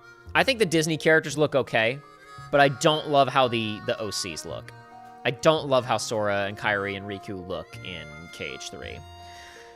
Though I will say, again, watching some of the beginning of Kingdom Hearts 2 again and, like, really paying attention to character animation, I was appreciating so much stuff there, so much more than I appreciated stuff in Kingdom Hearts 3. Like, little nuances in how Donald and Goofy move. I'm not saying they don't exist in 3, but I was looking at 2 and I'm like, this is all I need. This is already so detailed and so lavishly animated. I don't need anything more than this. Yeah, because the Zero Director's Cut new content was all terrible. Oh, I missed that. Okay. Ever since I watched Joseph Anderson playing Persona 3 Reload, I can't unhear him saying Strega as the Sega jingle. Guardians of the Galaxy and Treasure Planet with Fran and Balthier showing up. Insane how we don't take full advantage of the crossover. Do you think a playthrough of Blue Prince will ever make it to the channel? Probably not. I don't know. I won't say no, but probably not. We got a long list of stuff to get to someday, most of which we'll probably never get to, and Blue Prince isn't on that list. But then again, RE9 wasn't on the list, and then I just impulsively decided I'm going to do RE9, so I don't know. He lost his Mickey look. Like Mickey Mouse lost the look of being Mickey Mouse. Yeah, I don't know. I don't think Mickey's ever looked great in Kingdom Hearts, if I'm being completely real. I think there's always been something a little bit off about him. Again, like, the way that his model is built, so, like, even when he frowns, he's still got the big smiley cheeks. It's not great. They need to fix that. How do you feel about Disney integration overall? I really miss KH1 vibes, the main villains being mostly Disney. Bad. It's bad. Bad and lame. Bad and lame since Kingdom Hearts 2. I feel like it's constant missed opportunities.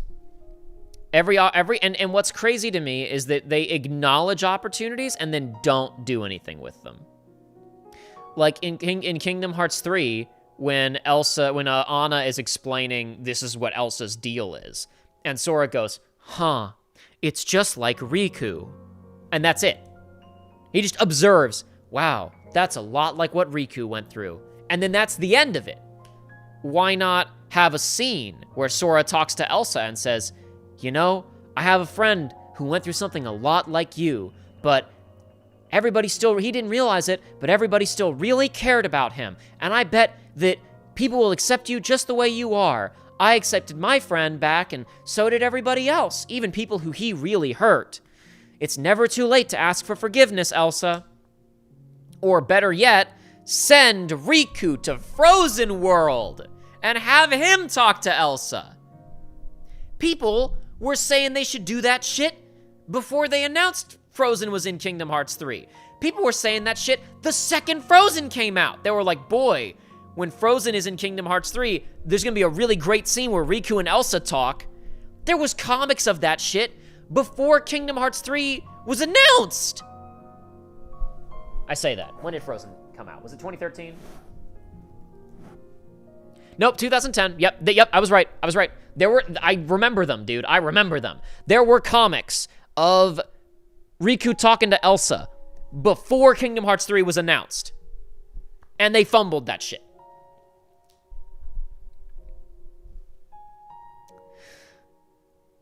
Entangled World. That's a movie about a girl who's locked in a tower being selfishly manipulated by a bad person. And Marluxia shows up. And no one says Naminé's name.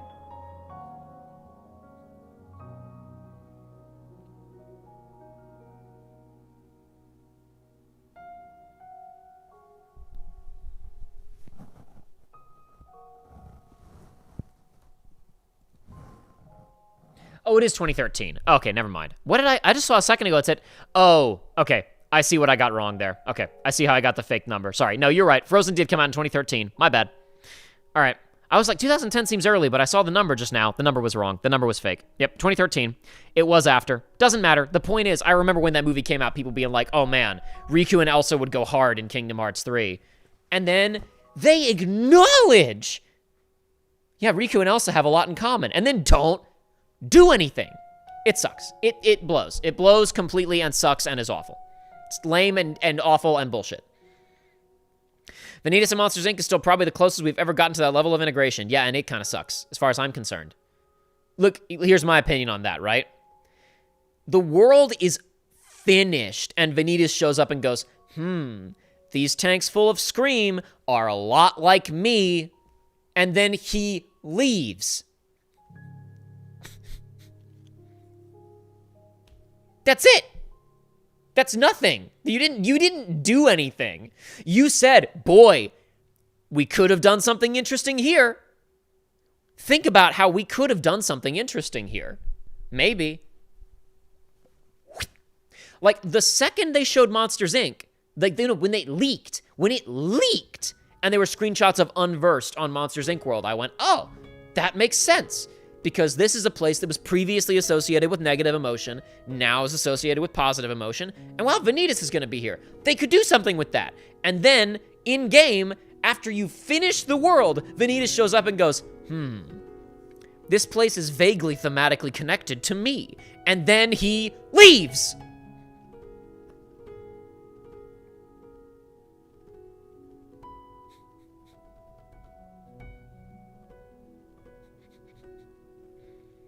None of you are ready for the insane changes I made to KH in my 300-page Google Doc I wrote when I was 19 and upset over KH3's ending. Hey, I did the same thing. I wrote a Google Doc that's available on Patreon for free. You don't have to be a supporter. I wrote a Google Doc of rewriting Kingdom Hearts 3. You guys can all go read it. It's there. You can read it whenever you want. Buzz gets possessed in Toy Story. No dramatic Buzz fight. Yep. Yeah.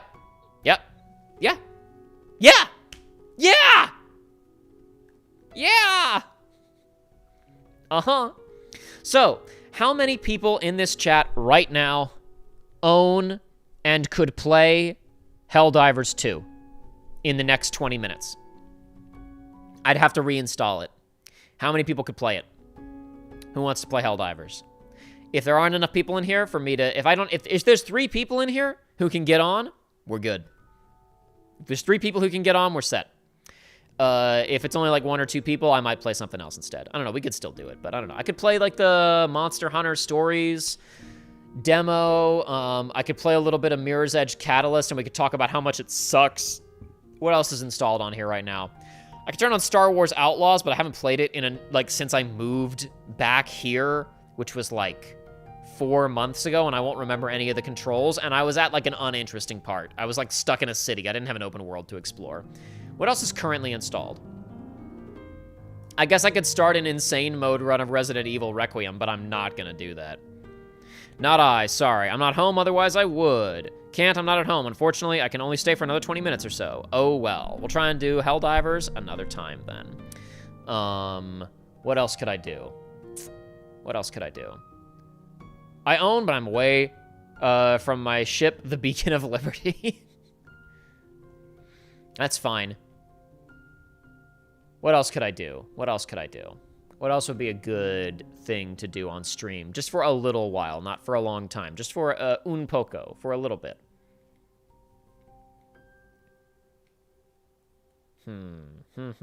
Anything. I guess we don't have to play a game.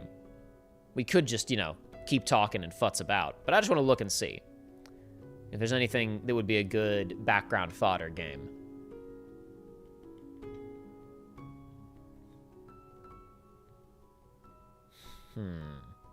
Oh, right, I forgot. I put... Final Fantasy VII is still running in the background right now, isn't it? I forgot. This shit's still on. I mean, I had it on rust mode, so it's fine. But I still had this open, because I was going to see if I could find a way to get GP and make a save point without walking into a story-critical cutscene. So let's do that.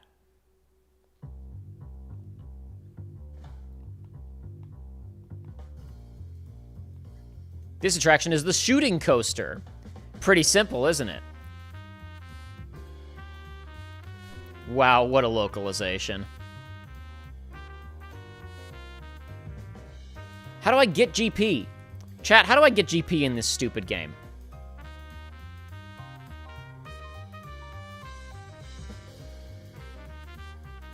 How do I get GP in this stupid game? Gungeon? I don't own Gungeon. Can I buy GP here? Where do I go to buy GP? Collect GP at Wonder Square. I have to go to Wonder Square. Collect GP at Wonder Square. Take a tour of the park. Round for the merry-go-round, or rather no, it's for a Ferris wheel. It's called Round. It's special goal. I think if I go to Battle Square, it continues the story, doesn't it? Let's try Wonder Square. Where's Wonder Square? Wonder Square. Jump through the slide. Damn it! That's what I was afraid of. That's what I was afraid of. Well, I'm just gonna have to load whatever the last save I made with Aiden was and get back to where we were before the next stream.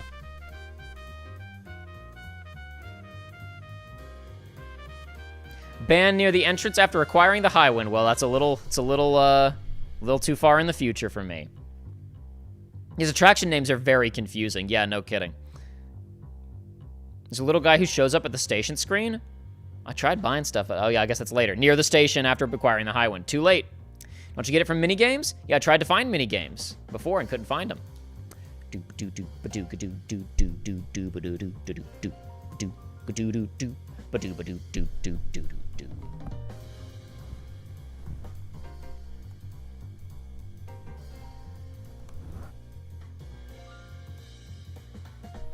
Hold on 1 second, gang. Let me check something real quick.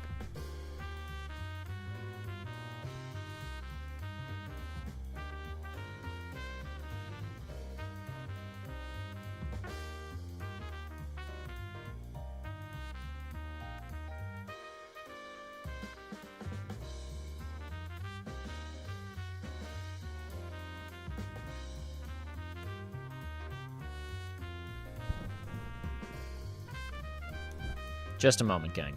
I apologize. Give me just a second. I just want to check something real quick. Okay, got it.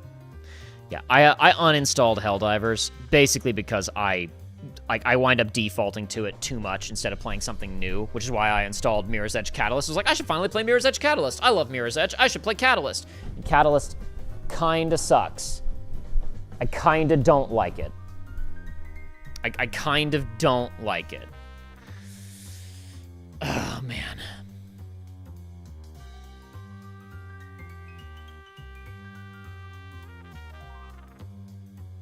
Great time to start your FF8 stream series. Bro, I own that on PS1. I have the discs.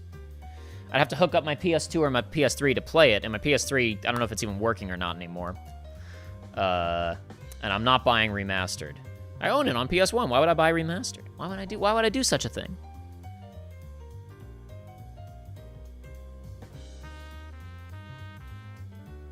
Oh yeah, what are the monthly games on PlayStation Plus right now?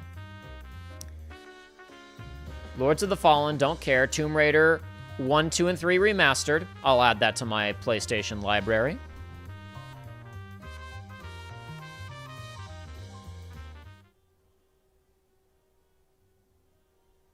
I'll add that to my PlayStation library. I'll add it to my collection. And Sword Art Online Fractured Daydream!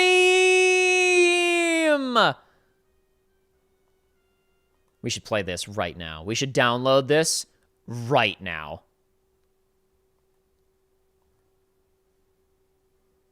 This looks like a mess. Wait a second! Look at who's right above me. People who know Sword Art. That's the fucking murderer rapist who traps Asuna in the game and tries to brainwash her into marrying him in real life and being a Stepford wife. And he's running away going, oh! You seeing this shit? Can I zoom in on this? You guys see this, right? You see that?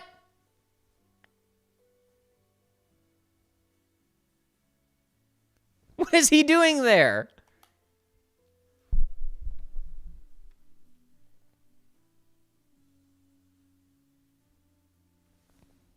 Hold on one second.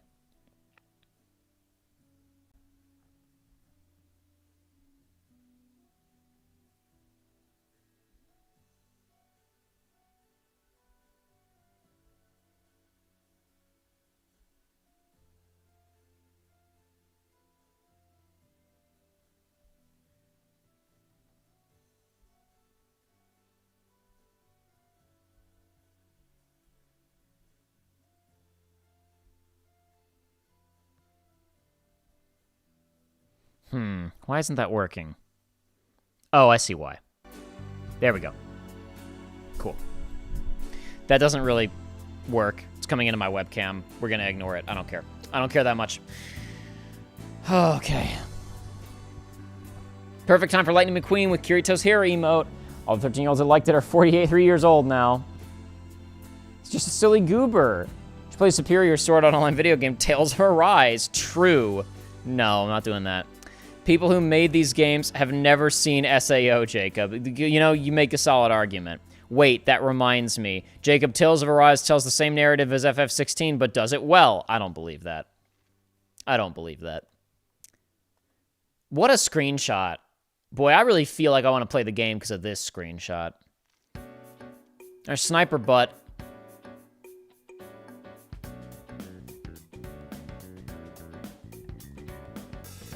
Let's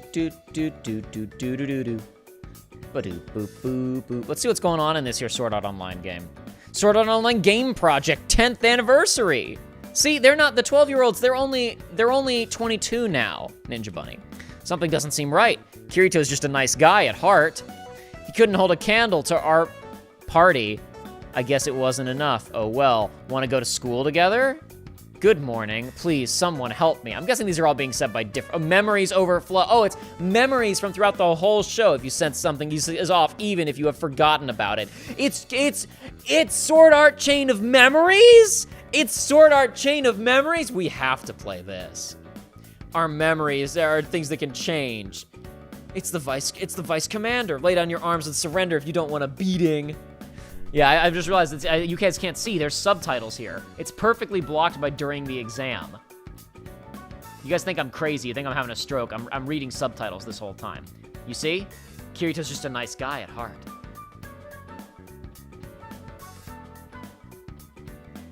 Said something is off, even if you have forgotten about it. This is crazy, dude. This is crazy. Ba-da-ba-ba-ba.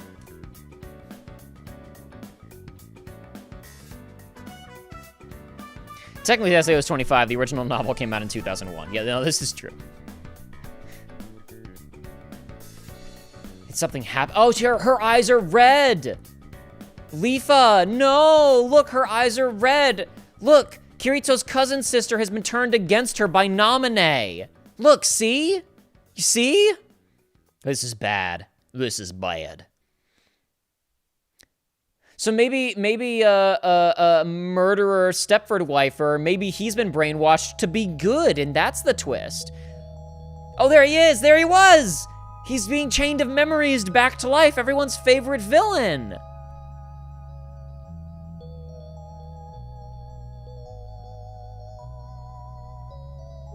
You and I fought like this once before. Can I actually fight like this?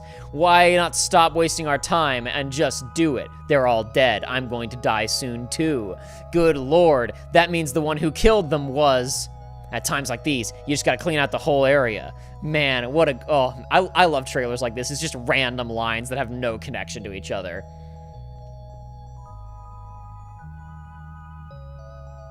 Damn, dude. What do you think happens to people who die in this world? So they're in a new world now that's a chain of memories world that's connecting all their shit? Fascinating.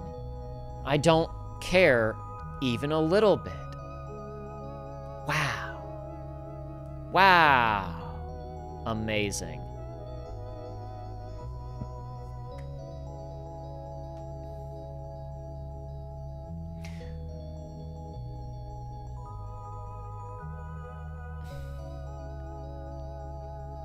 If there was a Mercenaries mode in Resident Evil 9, I'd play that right now. But there isn't, so we can't. Dimps used to make Dragon Ball games. This is true. That looks so stupid, I might have to play it. Hey, listen, it's free on PlayStation Plus right now. You can go play it if you want to. There's nothing stopping you. Go play it right now. Who's gonna stop you from playing it? The police? Sony wants you to play it. They're basically paying you, much like I'm basically paying you if you sign up for a YouTube membership right now and get access to an excellent new assortment of emojis since YouTube's default emojis are so bad. And also, because YouTube is a joke company run by jokesters that need to get their numbers up, they're gonna pay me an additional $5 for every membership that you guys sign up for. So you should give me money now to take money out of YouTube and Google's pockets and give it to me and Aiden and Joey. Except that it doesn't matter because Google makes a shit zillion dollars and they can afford to lose money forever, but it doesn't matter. You should open your wallet and give me money.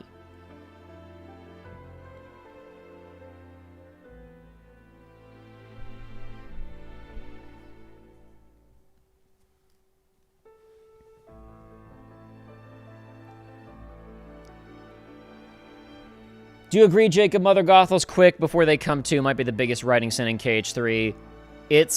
I mean, I think most people probably didn't even register it, but Joey and I had literally watched Tangled like 4 hours before we taped that scene. So it was pretty egregious. Like, how do I put this? It's not even that that moment is bad. It's that, like, suddenly you're not immersed in a video game anymore. Suddenly, you can see, like, a skeletal framework of rules and bylaws, be they imposed by Disney or self-imposed by Tetsuya Nomura, since he has said the objective with the Disney cutscenes is to match the original script as close as possible. He's said that's his goal.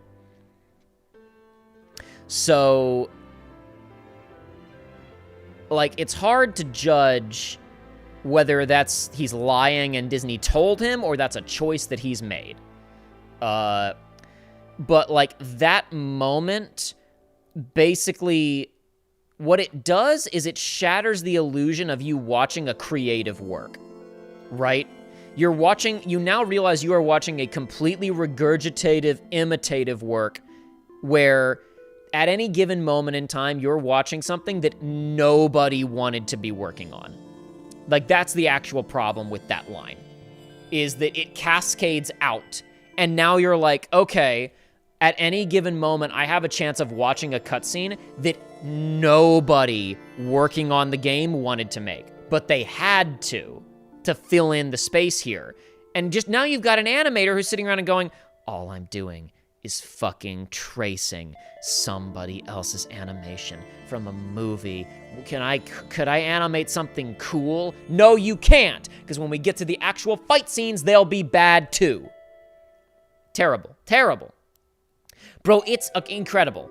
Going back and watching some of, like, the in-cutscene fights from Kingdom Hearts 2, they are all universally better than the fights in Kingdom Hearts 3's cutscenes. And then remember, a year after Kingdom Hearts 3 came out was Rebirth, which has, like, the coolest action you've ever seen in a video game for, like, interstitial cutscenes in the middle of a boss fight. You're watching the Roche scene where he's flipping around and he and Cloud are sword fighting on the back of a motorcycle, and you're like, this doesn't matter. This is a sideshow. And this is cooler than fighting Xehanort. It's terrible. It's terrible. Awful, dude. All right, what else is in my library? What could we install that would be fun to play for, like, barely an hour? Because we don't have much time here. Is there anything that I could install and we could hang out with for just a little while? Un poco playthrough. Just a small hangout. A small video game playing.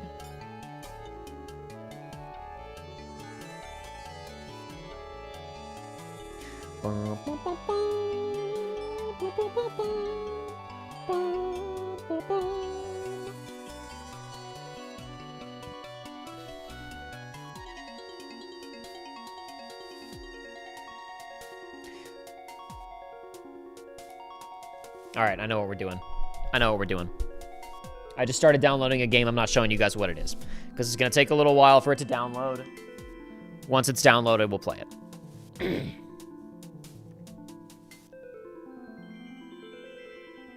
I can't believe Jake was finally making a community Discord server with free weekly giveaways for his channel members.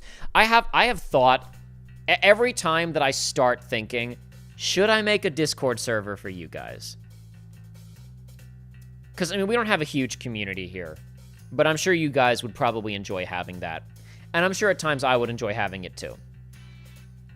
But I genuinely, every time I start thinking about it, I'm like, I would not have time to moderate it. And no offense to any of you, but the second I start picking favorites and saying you're a mod and you're a mod, like, I don't know what happens. Power goes to people's heads quickly. Suddenly there's drama. It's like, why open the door to that for nothing?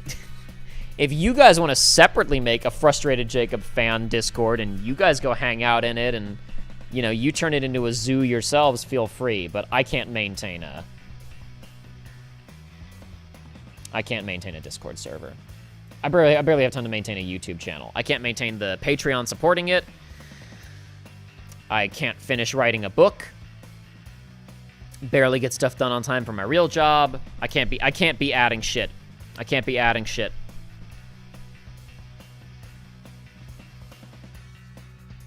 Unironically, I wish Nomura would just leave and go do his own thing, especially while he's in the twilight of his career and talking about retirement. I don't want his time wasted. Yeah, I don't know. It's like they're giving him infinite money to make, you know, Remake and KH4 and whatnot, so, like, I get why he's sticking around, because he knows that he can have a real budget if he stays. But, like, is that really enough? Is that really enough to stick around? Would he be better off going somewhere else and just making the game he wants to make, but scaling back his vision? But I don't know. I mean, I think he's fully bought into the gotta have the best graphics, gotta have the best tech. Like, would Versus 13 have shipped if he'd said no open world? If he just said it's the city, and then they get in the car and it cuts to them in Venice? Would he have finished Versus Part 1, right? If there hadn't been an open world segment.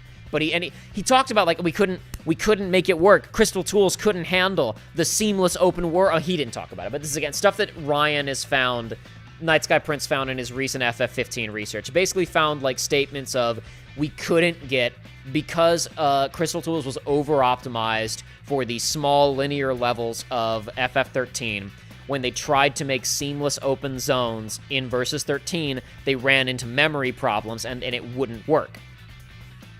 If they had just cut the open world segments, I don't know. Like, I've never been in that position. If I'm directing a video game and I've got fucking employees who need to be paid, and they're all worried that they're going to get laid off because they haven't done anything in 5 years, and the problem is, oh, boo-hoo, we can't make the open world levels, but we can make the other stuff, though. Fucking cut the open world levels, man!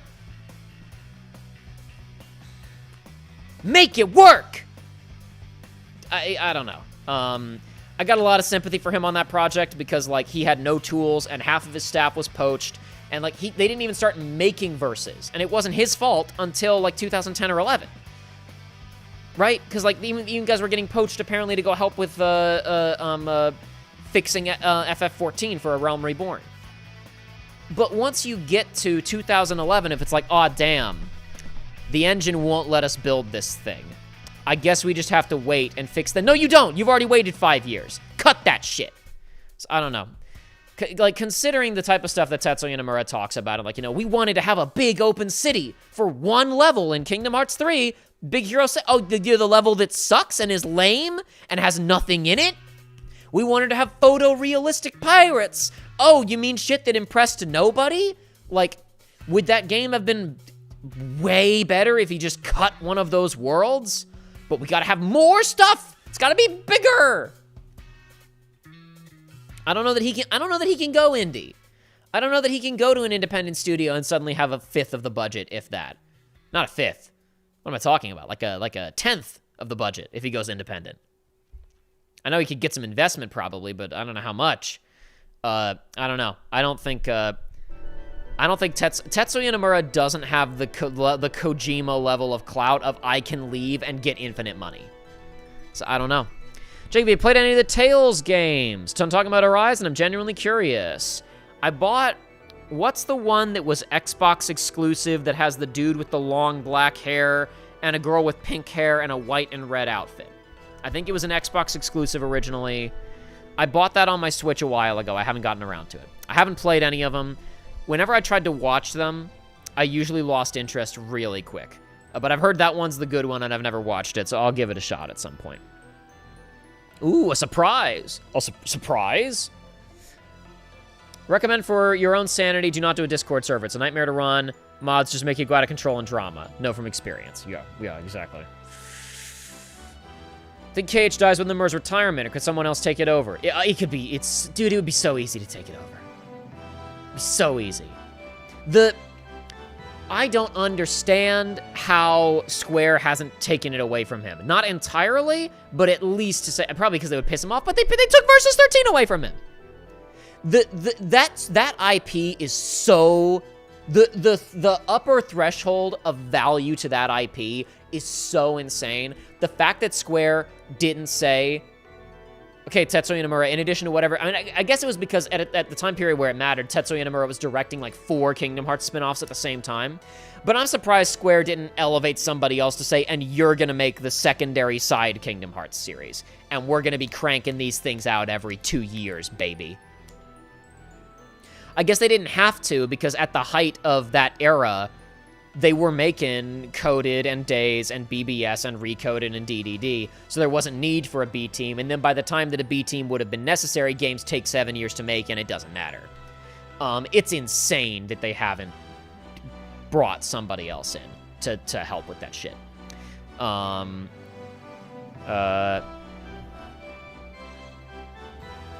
Nomura needs to stick around because he owes me a real Kairi game, damn it. Nomura, you don't want Nomura writing a game with a female lead. You don't want that. Don't care about loading screens, Nomura. Yeah, in the wake of NSP's research, Resonant Arc episode, it's just like, I've just been meditating on Nomura's career in Versus. It's a shame the world is so empty in San Francisco because I like the character interactions with the team. This is why Voice of Cards failing was so bad. Those games were the anti-Square Enix games and they weren't marketed at all and didn't do well.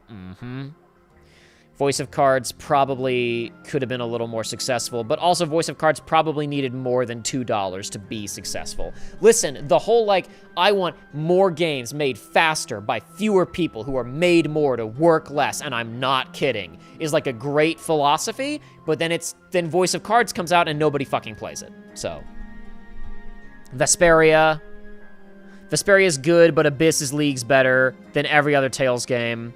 Tales is a series of consistent 6 out of 10s and then suddenly made 10 out of 10. They made one 10 out of 10 and went back to making perfect 6 out of 10 games.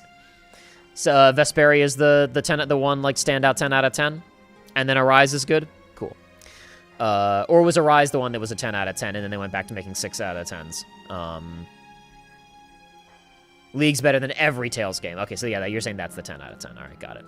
In some respects, I feel like Rebirth is closest we'll get to Nomura's true vision in terms of gameplay, not personal aesthetics. That is the thing, is you can see a through line in all of his games. Trying to put the cool RPG moves in the action game. And at the end of the day, if you're not gonna commit to having a combo system, just have the game pause when you open the menu. Unfortunately, that is the best option.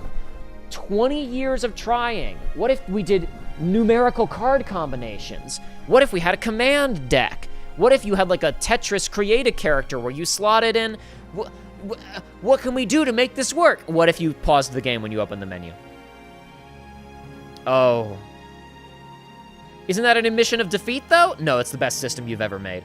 Oh. Oh.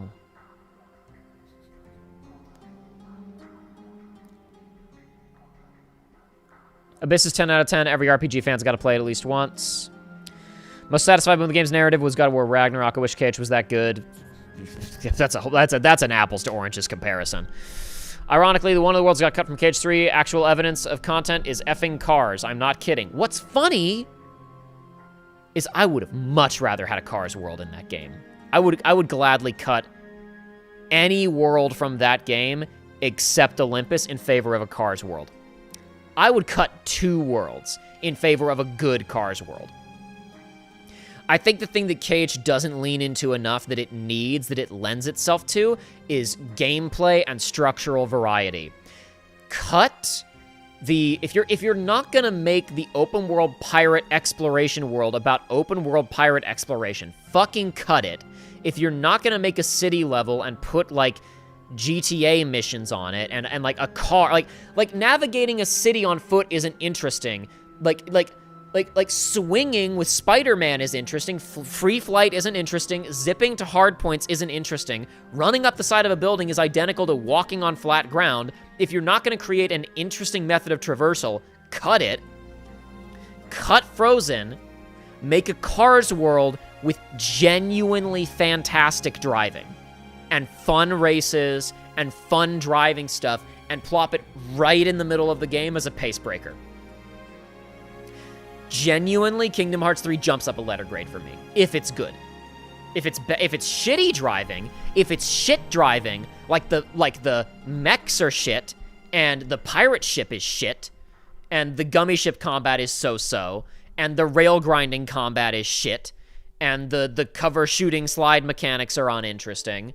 Like, if it's bad, it doesn't matter. Video Game Donkey's review of Kingdom Hearts 3 is honestly perfect. I disagree with parts of it. I still like a lot of Kingdom Hearts 3, but he says something very underhanded, where he's like, it's got roller coasters, it's got action, it's got pirate ships, it's got this, it's got magic teacups, it's got blah, blah, blah. It doesn't do any of these things particularly good, but it does a lot of things. They genuinely wanted to overwhelm you with the amount of shit in the game. And to me, in a post-Fortnite world, there is no point in trying to overwhelm people with the amount of shit in the game. You need to pick 2 things to do and do them really good. Completely, like, I've been saying for years, they should have deleted Big Hero 6 to make Pirates good, or deleted Pirates to make Big Hero 6 good, and not put in another world in the middle. But straight up, and I picked Tangled World because I liked it better than Frozen, but Frozen's never going to get cut. So I'm saying, like, genuinely, I would rather have dropped 3 worlds out of the game for an honest-to-God, really good 5-hour driving game in the middle of Kingdom Hearts.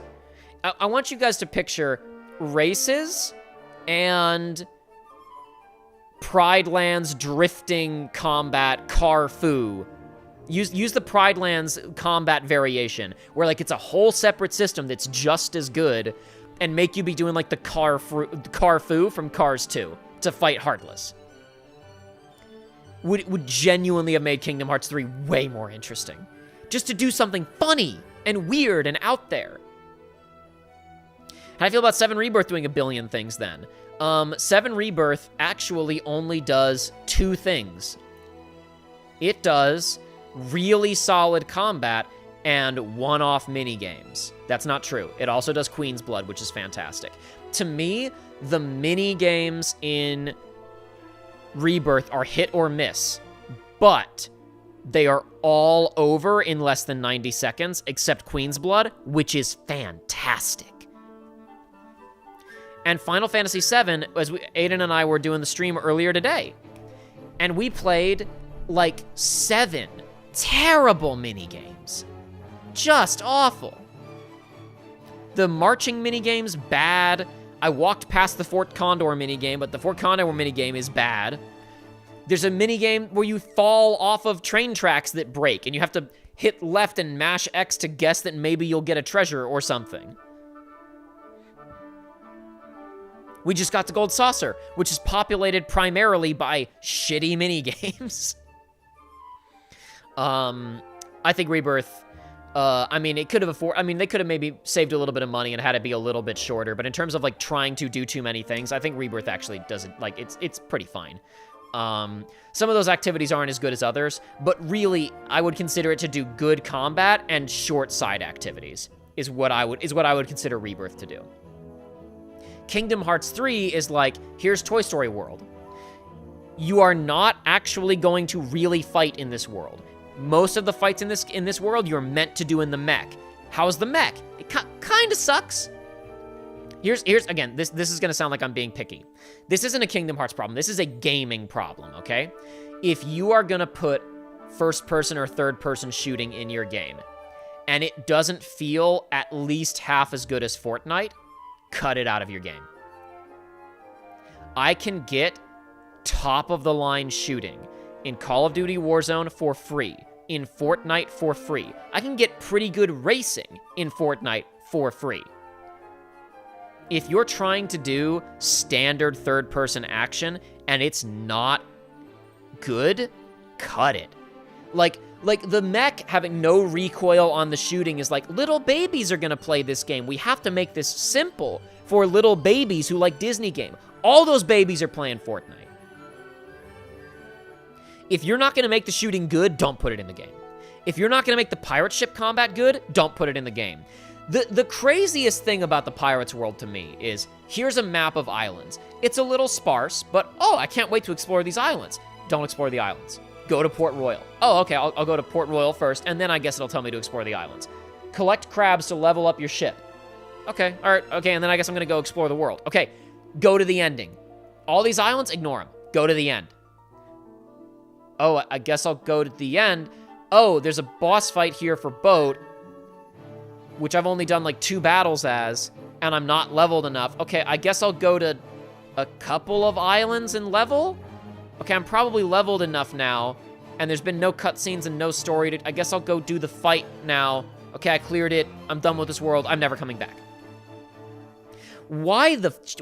I said this before. Why wasn't the story of that game that Xigbar thinks the Master's chest is buried on an island somewhere, and you and Jack and Elizabeth and Will get on a pirate ship, and, like, we have to follow clues.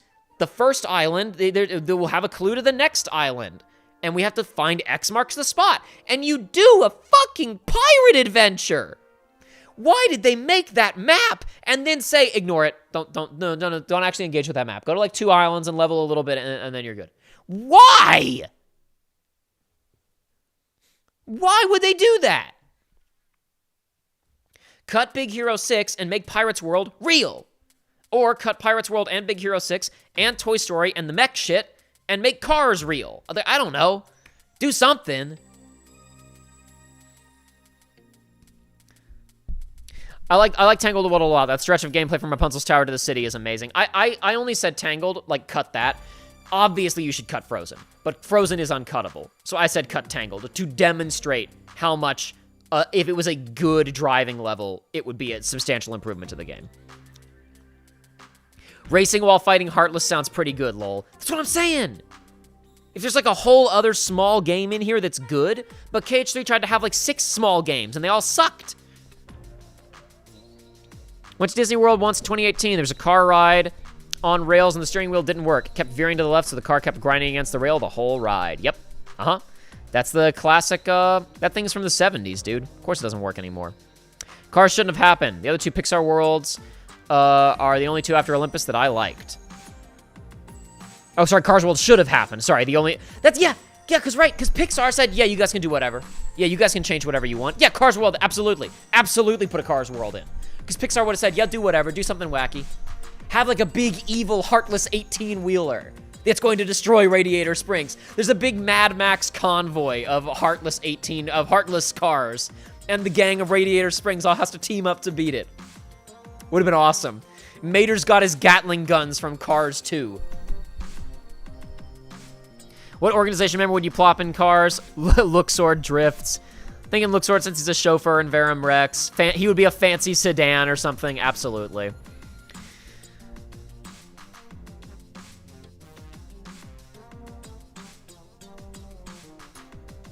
Demnix in Cars World would be weirdly into racing. Him being weirdly into racing would be hilarious. That would also be a good joke.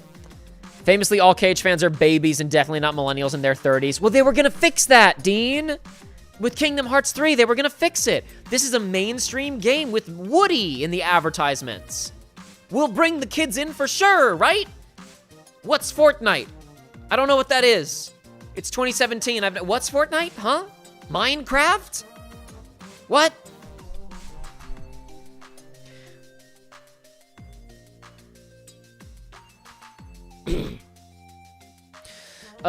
Famously, all KH fans are babies and definitely not millennials. Yeah. Forgive me, Jacob. I know it's your favorite topic, but I was thinking, would it make sense narratively for NCOM from Tron World to exist in Quadratum, or would it not work since the grid was reality? Who cares? Bro, all that shit about this is real, it's not a dream. Like, who cares? Fuck that. They could put Tron Ares in very easily and just have the NCOM building be in Quadratum. Yeah, that would be super duper easy for them to do. Now, granted, Ares probably came out too late for them to integrate it into KH4. Unless the reason we haven't seen a KH4 trailer is because they went, stop the presses. We have to put Ares in here. Yeah, fine, whatever. Screw it, yeah, put NCOM in Quadram. I don't care. Listen, again, the shit that was really insane in DDD was, like, the idea that, like, the grid was changed into, like, none of that shit would have mattered at all if Kevin Flynn and Jeff Bridges and Garrett Hedlund hadn't been there. If they just hadn't been there, then it wouldn't have mattered. But they were. And so suddenly they start saying shit that doesn't make any sense. Like by acknowledging that the computer they're on is in the basement under Flynn's arcade, then you can't say Ansem found it. Like, it just suddenly doesn't make any sense. But like, yeah, sure, put NCOM's offices in Quadratum. Who gives a shit? That's fine. I'll give Nomura a pass for Toy Story. He's been wanting to put that in since pre-production in 1999. Yeah. Jacob, of course, is driving in KH3. Driving the Disney rides, of course. Driving the Disney rides. Roblox, what's that? Yeah, exactly. KH could really use an end game, don't think about it too much, just have fun moment. Well, I mean, that was KH3 was supposed to be that, and it wasn't, because they fucked up. I mean, I don't know. Again, people loved the ending. Tons of people loved the ending of Kingdom Hearts 3, and I don't want to take that away from anybody, but I liked most of Kingdom Hearts 3. Even the stuff that I'm complaining about, like, in the middle, it's like, I can see how it could have been better, but it wasn't that bad. Like, I'm like, oh, this could have been so much better, but it wasn't terrible. I rewatched the ending of Kingdom Hearts 3 several months back, and it's like, well, not several months back, sorry, it was longer ago than that. It was when we did that Alan Wake stream that prompted that conversation that became the highlight clip. I really think getting Kingdom Hearts 3 is just boring and frustrating. I think it's lame. FF7 Remake was kind of MIA for 3.5 years before they started doing their marketing push. Yeah, I know. That was also because that game was outsourced and then canceled and they started from scratch after a year of development. Like, we kind of know what happened with that one. That's why I'm saying something's gone catastrophically wrong behind the scenes with 4. Have you tried Crimson Desert? No. And I have no interest in Crimson Desert. I have no interest in Crimson Desert.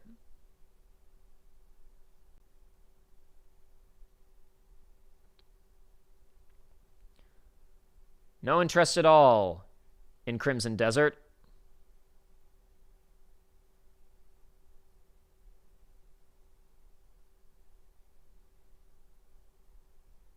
We're going to play something else. This finished downloading several minutes ago. But we're doing it because the reason I realized it was I was talking about like how great the animation in Kingdom Hearts 2 is and how much Kingdom Hearts 3, like, despite having some genuinely great animation work in it, also just has a lot of stuff with, like, I think it's, I don't know how you make a game with Donald, Duck, and Goofy that feels charisma-less. So let's look at this no-name, brand new IP that no one has ever heard of before. New franchise. From the guys who made The Evil Within. This shit, I remember being really upset because about 2 things that happened after Kingdom Hearts 3.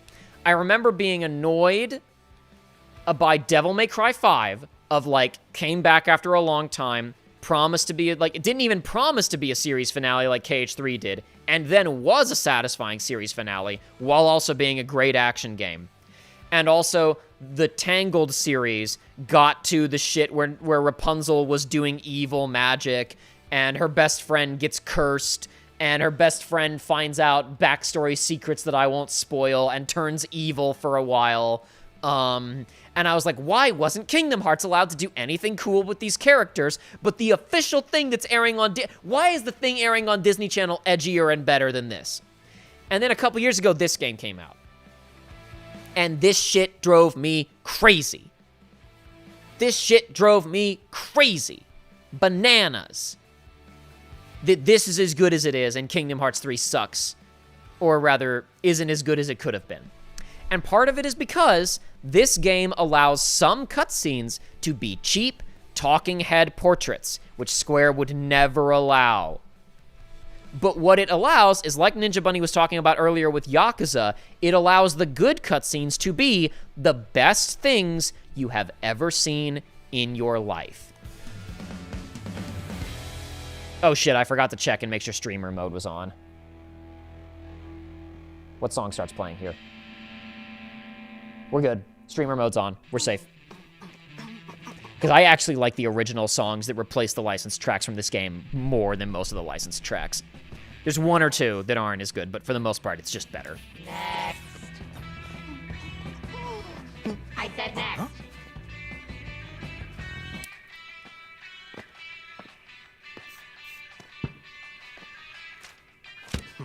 I'm gonna have no muscle memory for this. I haven't played this in like a year. Hi, is it?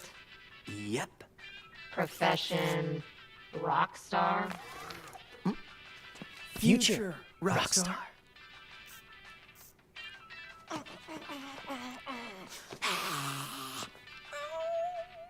Are you done?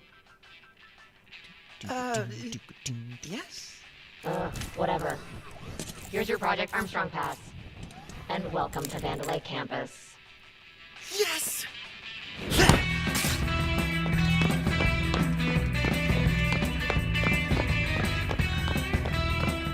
Maybe I'll be better over here.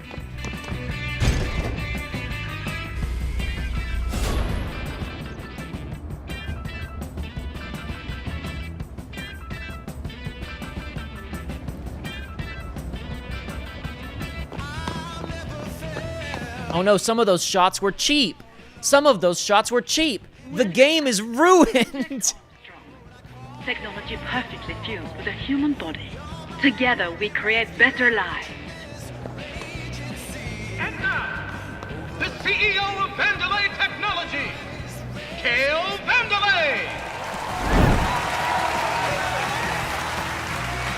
What a historic day. You're the best of the best, and about to be even better. Thanks to our robot enhancements, Vandelay has always been about helping those in need. And you all in Project Armstrong are about to show the world just how special you can become.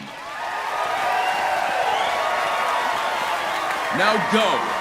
Yuji Naka. Oh, Yuji Nakamura. Never mind. False alarm. That is the voice of Sonic right there. It was very dangerous for a second. Still lost at sea. Special pass here. I think they just called my name. Down to my knees. Wave crashing over my back.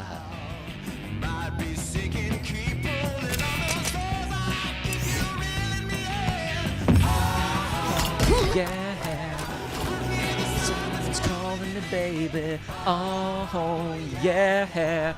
But I see your beacon shining out to me. Keep me off the rocky shore. Keep me off the ocean floor. Oh, yeah. Keep your beacon shining bright, baby. Promised me the best of the best, Mimosa. Production asked for test subjects, K. Marketing delivered. Don't pin it on Rekka! Tell that grandstander Zanzo in R&D. We need people with influence, and you're giving me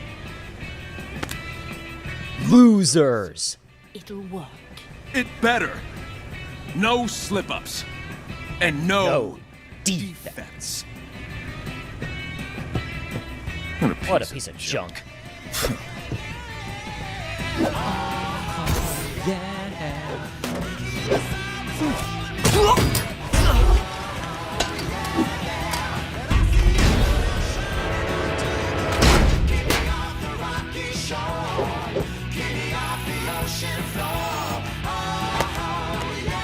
Uh-oh.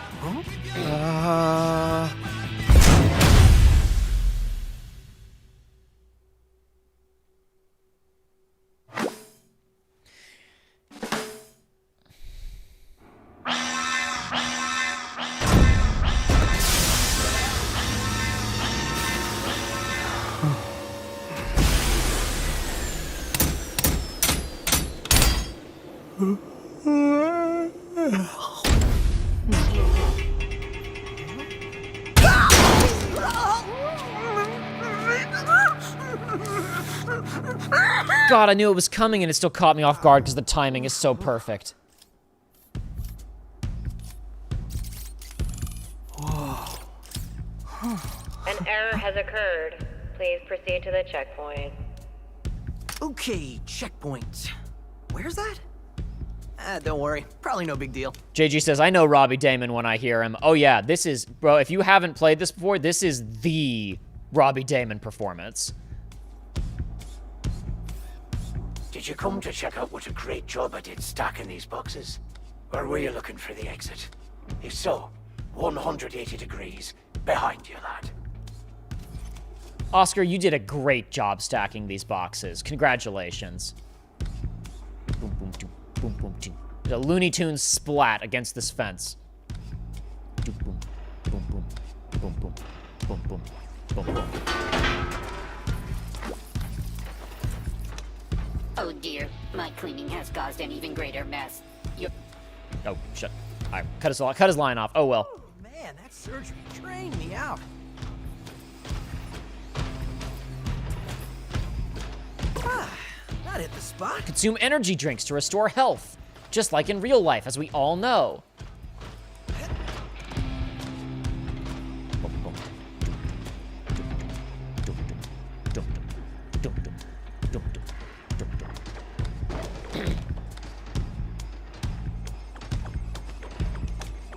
We told you no more than 10 boxes at once. Look at what you have done. Surely we will face consequences. It has been a privilege working with all of you. Half of Fan D says even the effects are tapping to the beat. Every single thing in this world is keeping time. Everything. Even if you think you've noticed everything, you haven't. Please collect your belongings. Yeah, time to get out of these clothes.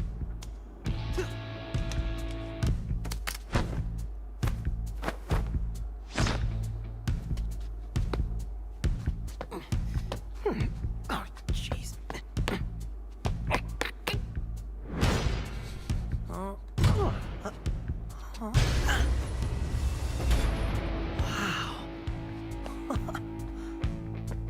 Ooh.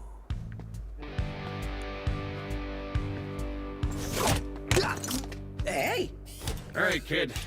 Robotic arm, LX-75, magnetic waste management fixture. Wait, magnetic waste management? Foreign object warning. Looks like a defect. Take him in.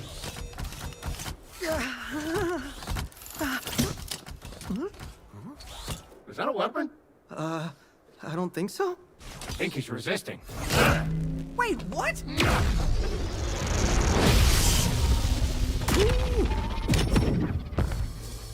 Which KH game is my top one? This game. Kingdom Hearts 2.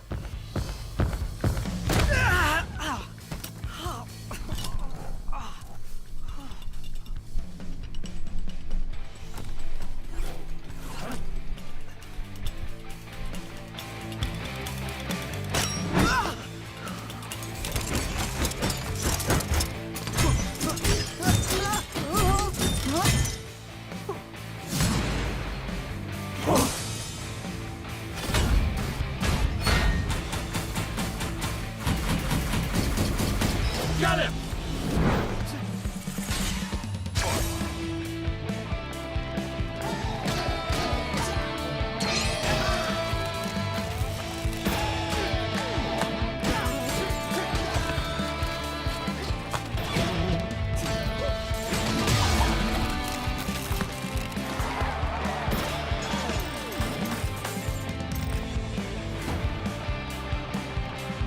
Okay, what is going on?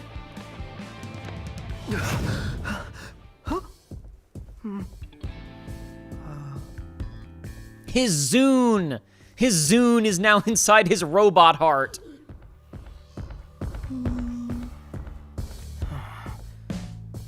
If I'm getting this right... First, music player in my chest. Pretty sure that's not supposed to be there. Second, it's powering up my new robot arm. Third, it's making everything sync up with the beat. And... this sounds ridiculous, but when the music kicks in, it feels like I'm on a stage.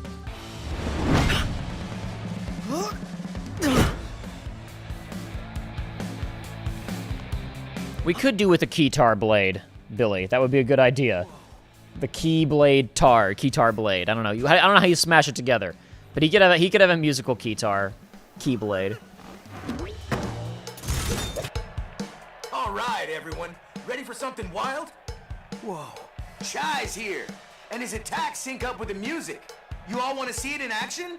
Let's start with a light attack. A one-beat attack that quickly connects combos. Go ahead, try it out. Now try a combo and beat to the music. This will be what perfect timing feels like.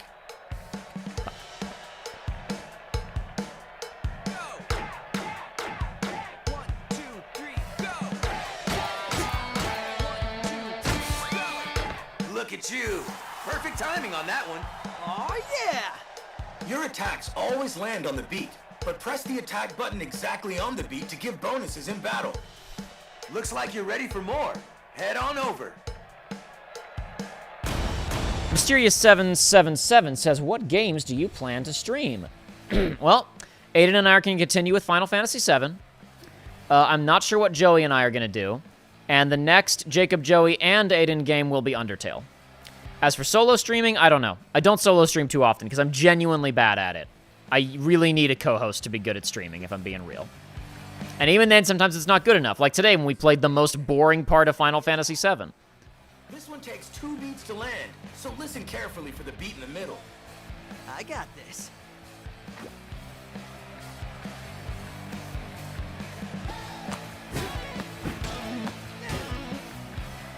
All right.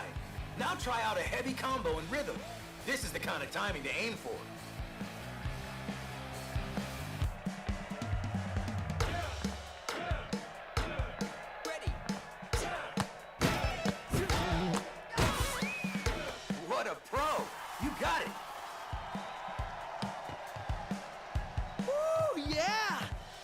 crowd goes wild. Try.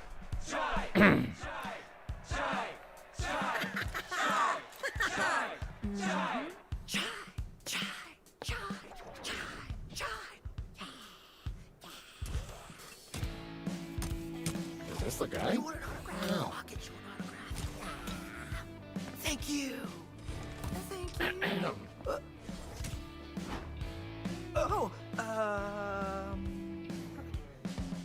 Anyone see the guy that did this?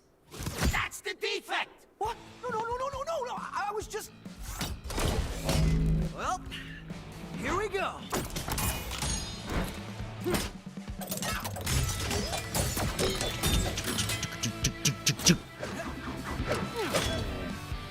Pick him out!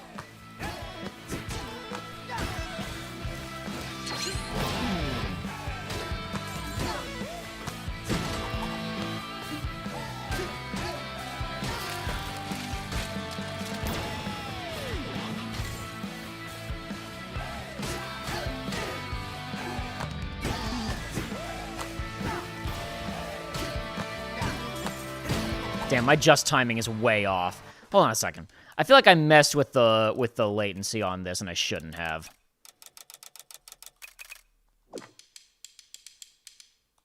Hold on one second.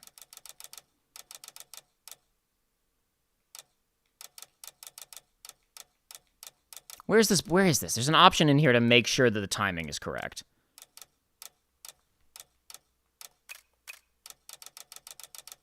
Latency check. Can't be... Setting currently cannot be changed. Oh, well. Do it later.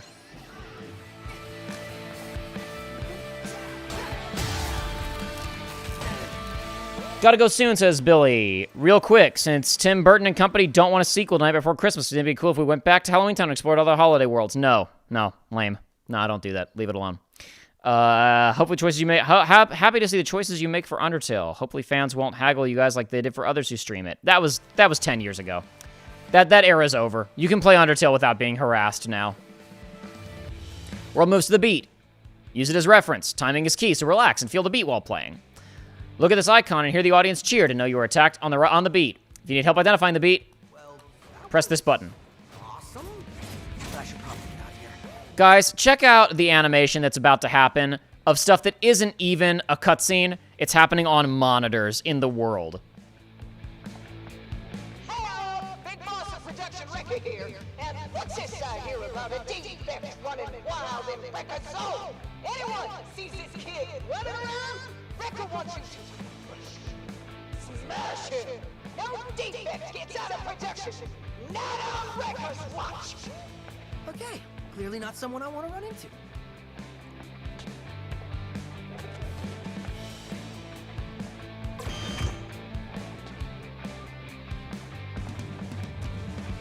Hello there. Can I be of assistance? What are you? Vandalay Smartbridge VASF07, but commonly known as Smidge. Not very catchy, but... I can analyze your well-being and guide you to satisfaction. Let me indulge. Hey, no indulging. You seem to have musical robot powers. Would you like me to explain your malfunctioning abilities?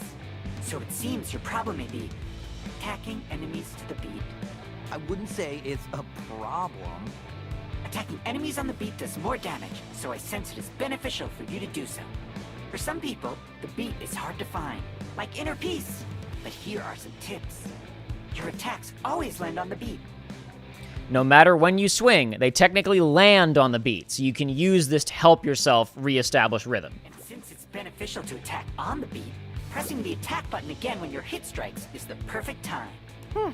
That makes sense. And if you need even more help, it seems you have a rhythm assist. See you later, Billy. Explaining it, why don't you try it out on me? You want me to hit you? I can see it excites you. So please, practice your light and heavy attacks on me.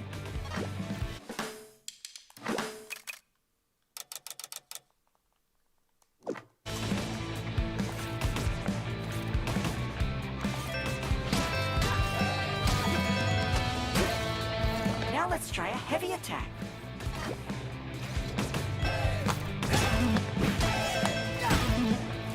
Just like I thought. You can do it. Wow, these bridges are great. You really do know me. I know everything about you. I look forward to our next chat. Okay, that was just creepy. Let me know if you'd like to try again. What's impressive about this game is that in many ways this feels like a PS2 game, but like if it was just had a lot of money. But it belies how much incredible detail work is being done here that does make this functionally a AAA game that took a lot of money to make. Even making something that looks like a PS2 game, but to a high quality, is a huge undertaking in the modern landscape of video games.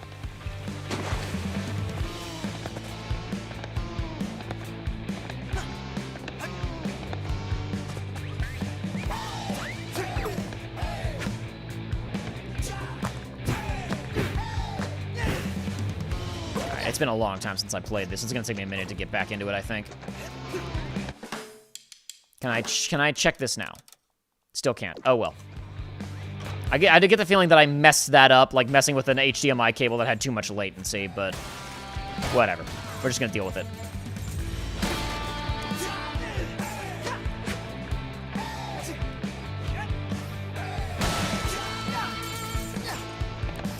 I admit, you know, my sense of rhythm maybe isn't the best in the world, but I remember playing this and getting frustrated at points that, like, I know I hit that on the beat, and it didn't happen. So I started futzing with the latency, and I think I might have overdone it.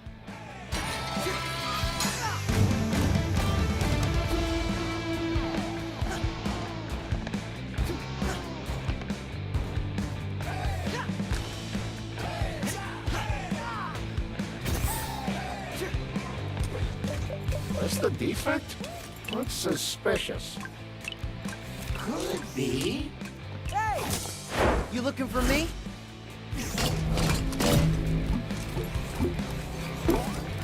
Get him! Try and catch this?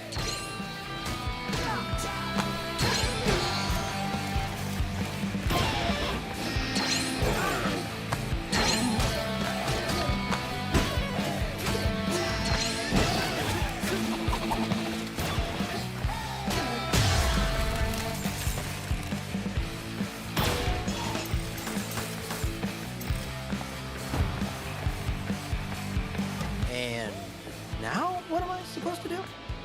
Hey! You alright? Thanks for helping my cat. Need a hand? Well, that's convenient. Looking to get out of here!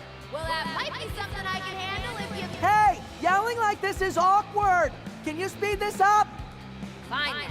Look, I hacked the access panel. Smack the switch and come up.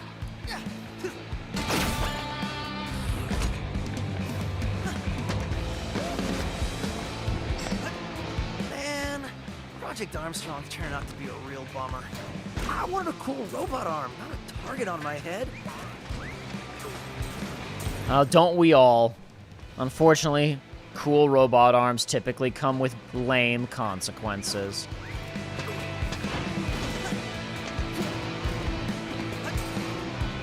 Damn, I was trying to like be cool and go from the bottom and do a double jump, and I was over-engineering it. I was watching you down there. You seem very good at dodging. Analyzing your personal didn't mean to data, skip that. and I can see that your dodge is very versatile. Apparently, dodging with the beat enables up to a triple dodge, and even pulling items from far away. Dodging in the air is not only useful in fights, but also for getting to hard-to-reach places. See, I did that a second ago. I think I forgot what button dodge is. I was pressing square, but that's attack. Dodge is R1, right. Okay, now I remember. We're good. It's been too long since I played this, dude. See you later, Roxas. Was his arm broken before or what? He was in a sling. It never actually went into what... I don't think the game ever goes into what was wrong with it. But for whatever reason, he volunteered to get rid of it. So how about it? Try it out on me. Okay, well, sorry in advance. Your hits only fill me with Roxas, joy. thank you for the $2 donation on your way out the door. Hope you enjoyed the stream. See you next time. Hooray! But there's still one more move up your sleeve. Fantastic. Now here is a refreshing beverage. I hope I was useful.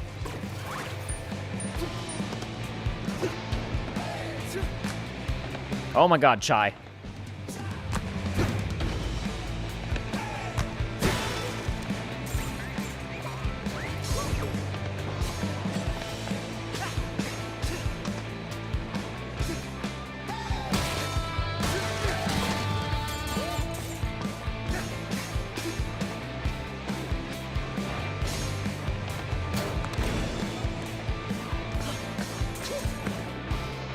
Anyone who thinks of taking a break today is getting crushed. My eyes are everywhere, looking out for slackers. Part of me wonders if he faked it for the cool robot arm with what I've seen of his personality so far. It's possible. There is no definitive answer in this game. It never goes into it, but you're not misreading Chai. Alright, so I'll keep this quick. I I saw you fight back there. I think we might be able to help each other. thought... Security's all over you, which I could help you with. Stop! Okay, whoa. That was you back there? You're a cat? No, this is 808. She is a cat, but I built her. Look, like I was saying... You know, I thought my music robot arm power was crazy, but this is... probably better off by myself. Dude, listen. Vandelay's up to something, and I said I can help... Thanks, but I'm good.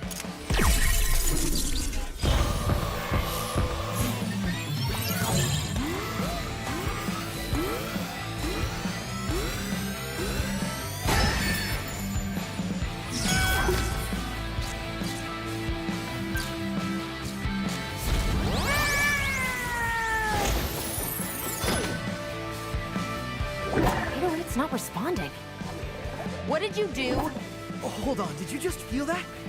That beat? I think we got something here. Look who's back. Andy's got a friend? Thanks to 808, Chai's got a new skill up his sleeve. A beat hit. It's a timing-based bonus attack at the end of a combo. On the last hit, watch for the timing circle and press any attack button to land it. Talk is cheap. Let's try it out.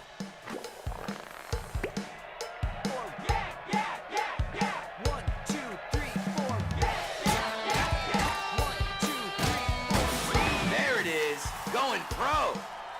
To land a beat hit, listen to the countdown or look for the two circles overlapping to nail perfect timing.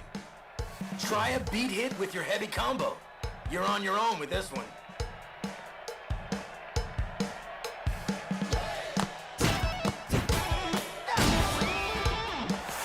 This is awesome! Beat hits are key for doing strong combos. Yeah, half a fan D saying a second ago, part of me wonders if he faked it. The only thing that makes me not think that is that we see plenty of other people here to volunteer for robot arms and they don't have injuries. So I think that the sling was probably meant to give us a touch of sympathy for him, even though he's, you know, kind of a bit of a tool. Hey, you wanted to help, right? And don't worry, it's just till I get out of here. Better not run off with her.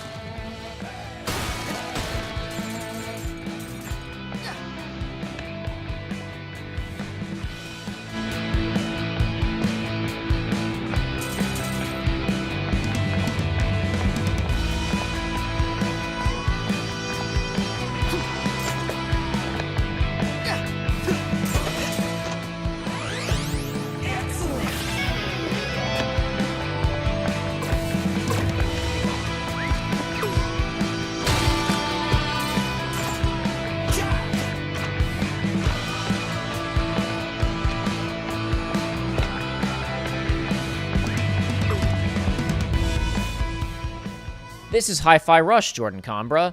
This was a shadow dropped Xbox exclusive several years ago that they had no faith in because they shadow dropped it, and then it quickly became a huge critical hit that they were very proud of, and they were like, wow, yes, and now we have a great new IP called Hi-Fi Rush. And then a year later, they shut the studio down. Right after it got its PlayStation port. You seem to have a new friend. I hope it has not replaced me. Wait, we were friends? But you seem able to do a beat hit now. Wow, you really can't read into my innermost thoughts. Correctly activating a beat hit seems to unleash enormous power. The musically inclined may be able to just hear the countdown and attack accordingly. But a more visual solution is to wait until timing circles overlap. If you're still having trouble, you can tap the attack button every beat before the attack and still land it as well. You'll want to use this one, so I'll be your practice buddy. How about a light combo first? I know you know this one.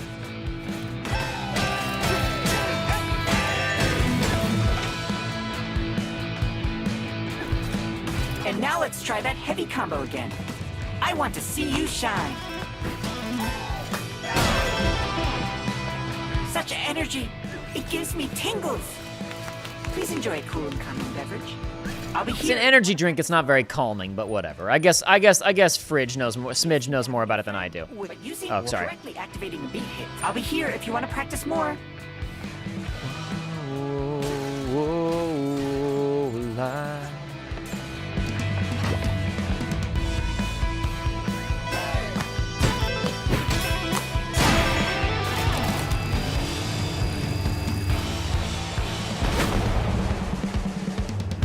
Bring it on.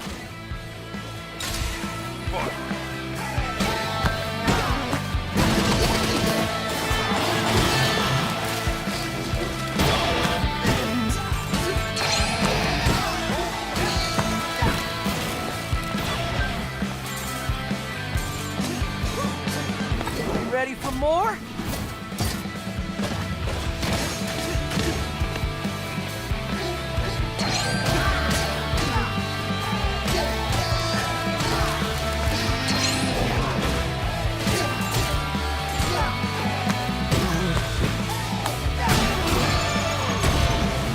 I really got to get back into the swing of this, but I'll get it.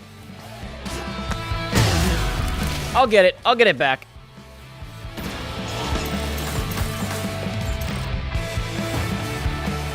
There we go. That was decent. That looks like all of them. Maybe things aren't so bad after all. Okay. Remind me to ask you later how you did all that. Like I know. Anyway, your turn. I need to get out of wherever I am. You're in production, and the only direct exit is through quality assurance. You see it? So many buildings. It's hard to tell. It's the one that literally says QA Center on it. Oh, yeah. That one. But with that way out, they're probably... Defects blown up 25%. Defects eaten. They cut away before we could see that percentage. Look at him. Look at how expressive he is. Look how crazy this shit is. By constantly comboing, landing beat hits, and attacking on the beat, you can raise your rhythm meter. You can go from D to S. Higher the rank, higher score multiplier. Based on your performance, you'll receive bonuses.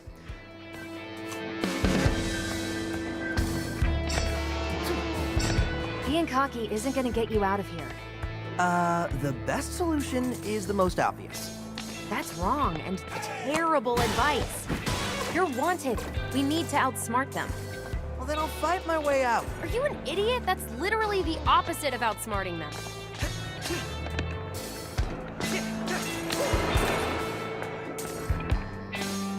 I earlier said this is the ultimate Robbie Damon performance. And I mean, it's also scripting, but it is remarkable how Chai is stupid and an asshole and likable.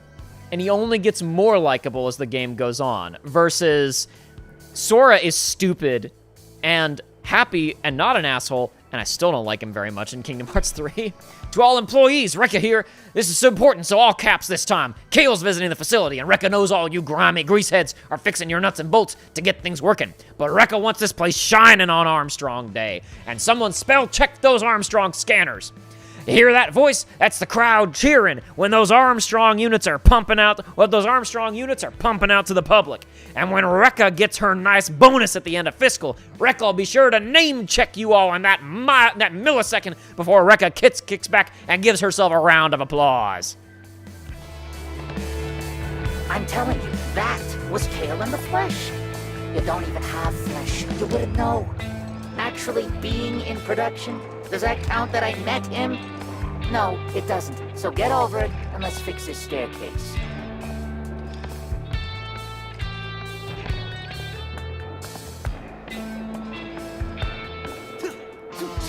Oh my god, places to platform to and things to collect. basic things that we take for granted in video games. Remember when video games had stuff to do in them?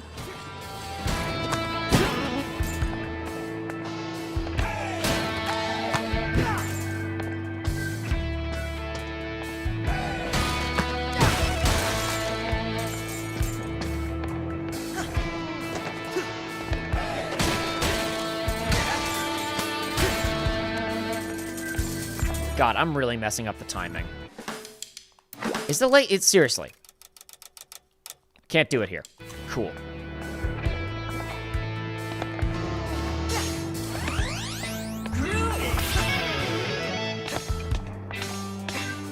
Do that just fine.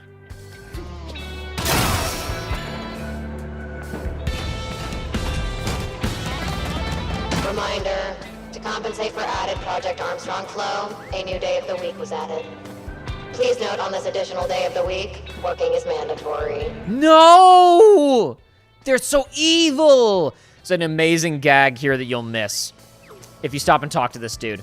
I'm gonna ignore this hint bot. Oh, hello there again, friend. Yeah. Hey.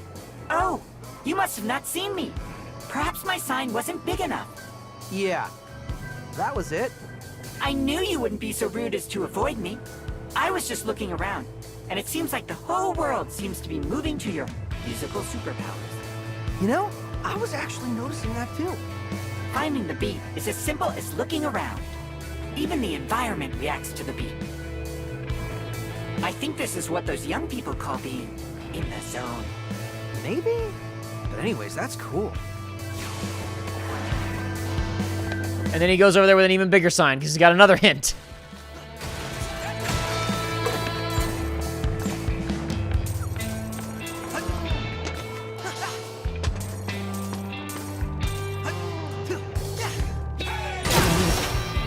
Oh, sorry, Smidge.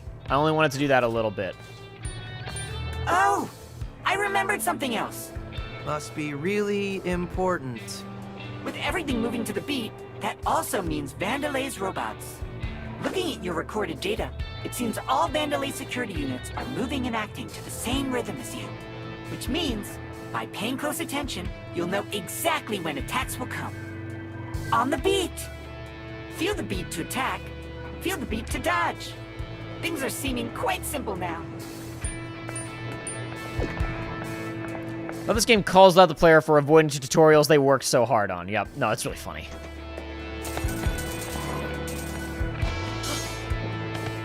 Oh, you think you're too good for this tutorial, do you, gamer? Secret doors! Doors with secrets behind them. That's for New Game Plus.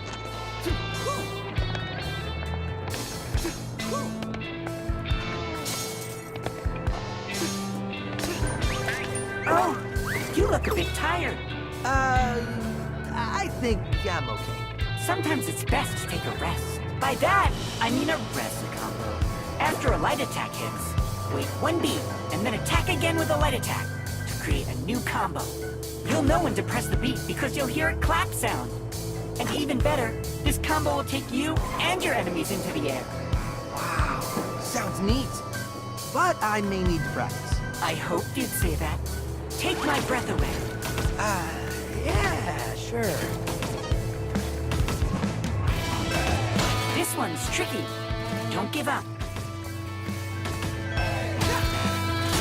Right, I keep doing 2 rest hits instead of 1. Damn it.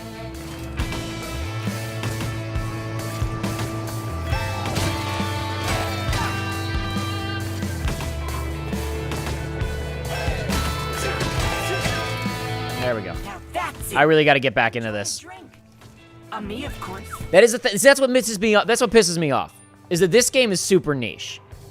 This is a rhythm game action game. This is a character action game with combos that expects you to put in Devil May Cry-esque work, and it's a rhythm game. This is a super niche product. And the production value on display versus what Kingdom Hearts 3 looks like. Honestly, versus what most freaking games look like. This looks better than most other games you can play right now. The writing is better. The animation's better. Art direction's better. This game's fantastic.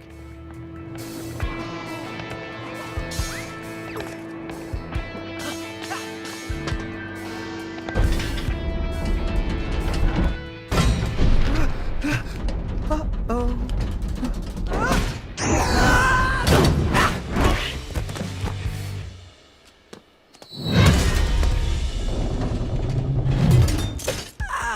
I think I found a shortcut. Yeah, sure. Whoa, this campus is huge. It's more like a city. The perks of being the world's leading tech company. Vandalay likes to show off. But I'm looking for what they're hiding.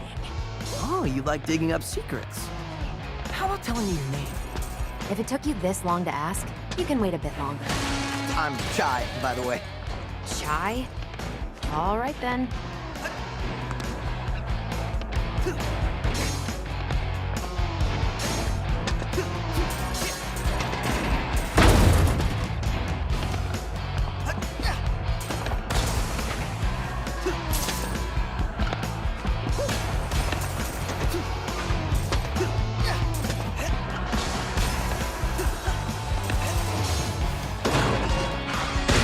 Wow!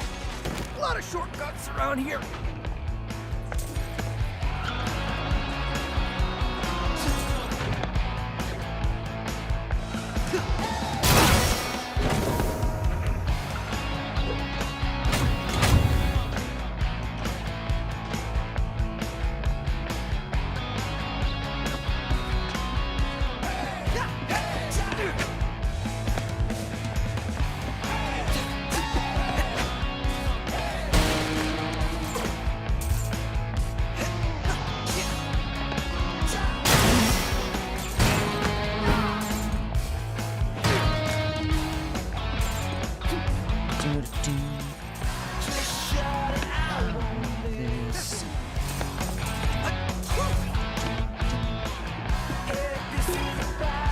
Production order from R&D.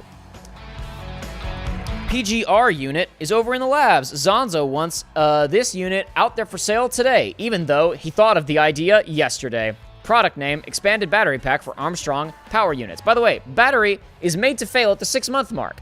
Exactly a minute past the warranty period. Zonzo wants to put out this battery supercharger to help that? I don't know what he wants anymore. You didn't hear from me, but all this does is mess up the charge, and wear it out faster. But FYI, this thing is like a lightning rod. Zonzo didn't want any protective covering since it looked cooler. Wear rubber gloves or something. Battery production activated.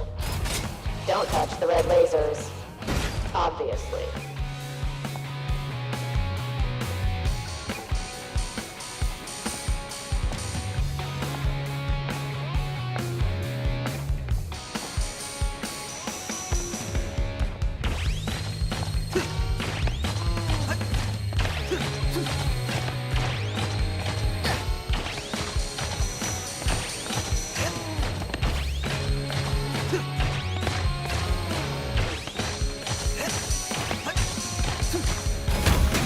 Hey, cool. What's that? Remember those cool door puzzles at the ending of Kingdom Hearts 3? Remember that cool part at the ending of Kingdom Hearts 3 where you had to press panels to open a door? Remember how cool that was? Remember that? Remember when there was like, you had to jump and like press stuff? Well, that was cool, I guess. dead. That's a plus. The opposite, actually. It feels like I'm powered up. 808 is showing me you've got a lot of energy stored up in your arm. How about letting it out? Please don't explode.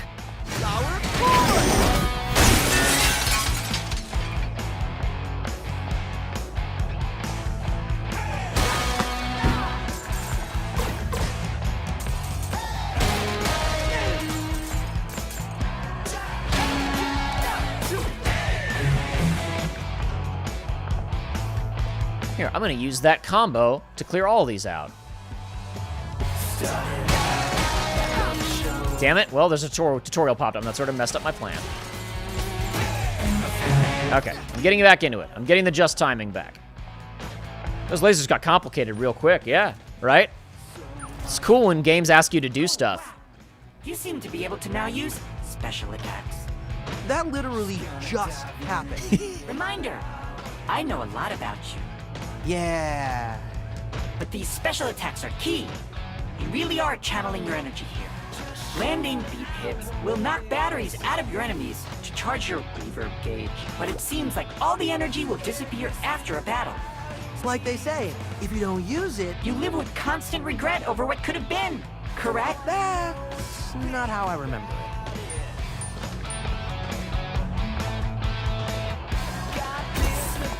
Found him!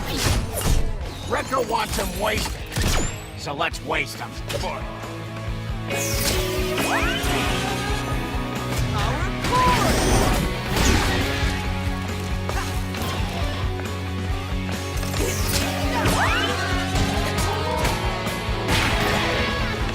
Hell yeah, this game is so cool, dude.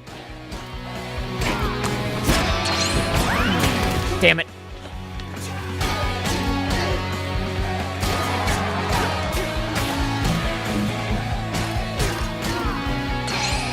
Yeah, I'm trying to do combos I don't have is also part of what my problem is, I'm realizing. I keep like trying to mix up my combos and I keep forgetting I don't have any combos right now. I can't be swapping between heavy and light attacks right now. That's not gonna produce anything.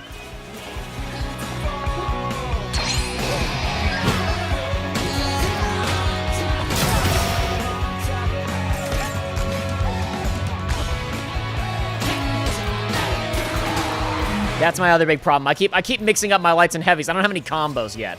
No wonder I keep not actually getting stuff. All I've got are my 2 basic combos. All right. Okay, well, yep, there we go. That was half my problem. I was making the game more complicated than it is right now. Not bad at all.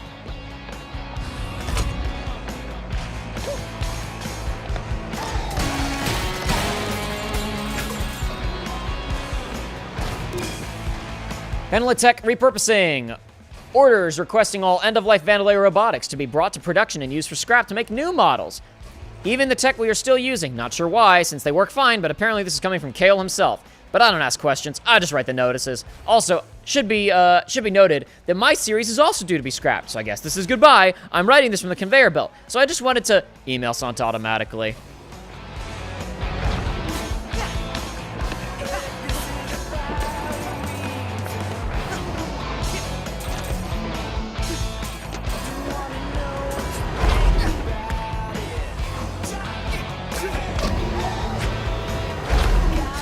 Saved it. Never mind. Didn't save it. Shouldn't have said a word.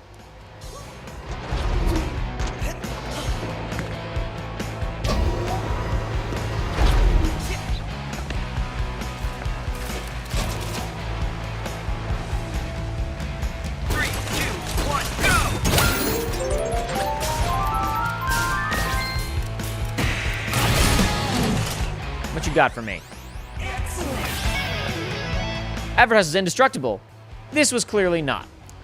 Gotta find 5 parts of a battery to increase the amount of supercharge that I can hold. Gotta find more of those other things to get my more health up as well. Gotta collect stuff in this video game.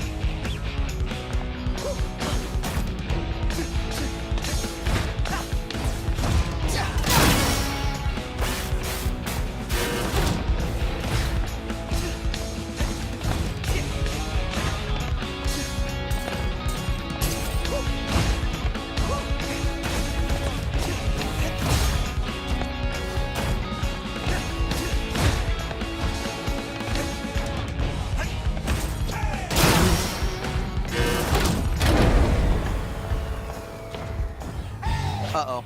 Power's out. Generator looks busted. Could you fix it? Any tools nearby? Tools? I got a better idea.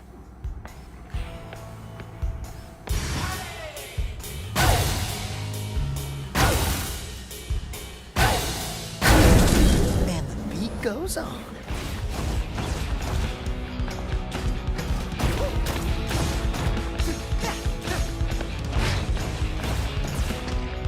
I told you to check that generator. You had one job. You set me up. What? Rekka will destroy both of us if we run behind. Well, someone fixed it, so stop yelling at me! Jonas asks, do you think the issue with Sora in Kingdom Hearts 3 is Sora himself, or that Disney characters don't provide a lot of his writing to bounce off of? I think it's a combination of both. I think that his writing is completely overtaken by, wow, that's so cool, because he can't interact with the characters. So all he can see is a thing that was pre-scripted to happen, and then go, wow, that's cool. It's like, I don't care if he's amazed. I've seen this movie before. I'm not impressed. I don't know. He's always been stupid. Like, he's always been stupid. He's always been dumb. I do think he gets a little dumber in a way that I find aggravating. But I don't know how you fix it. Because he is supposed to be dumb. I think that it's a little condescending. There's a scene in Kingdom Hearts 3 at the beginning that drives me nutty where like Riku says, those guys, Sora, Donald, and Goofy, never change. And Mickey goes, that's what's so great about them. And I'm like, actually, I kind of would prefer if my main character had, like, a character arc.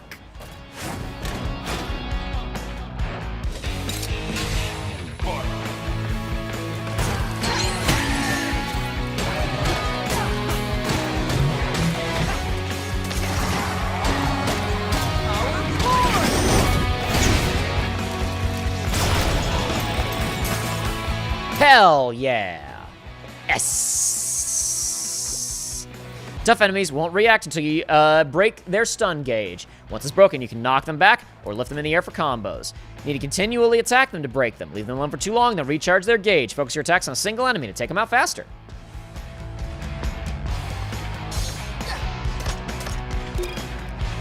Get on this. Hello, Mr. Rockfort. Think you may have sent this to me accidentally. Received message below. Kale, look at what I have to deal with. Conversation log between Rockfort and Rekka. Rockfort, just tell me what we're doing to hit those Q4 delivery numbers. Rekka, get her done.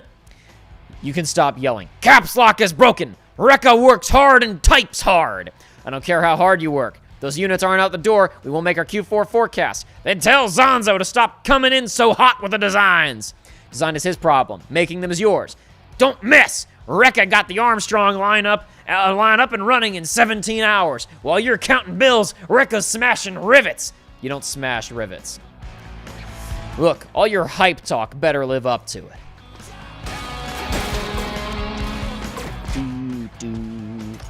I think, so, again, not that I want to make this whole talk about this excellent game about what Kingdom Hearts should or shouldn't be doing.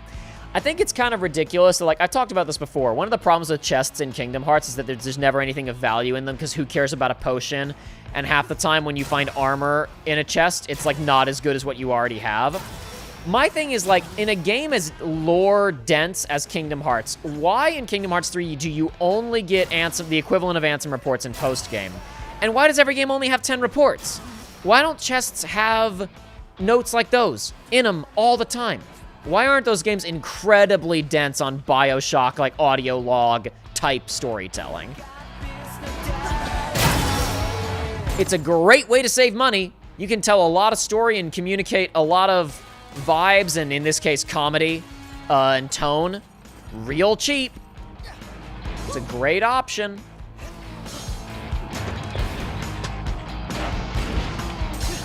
Saved it.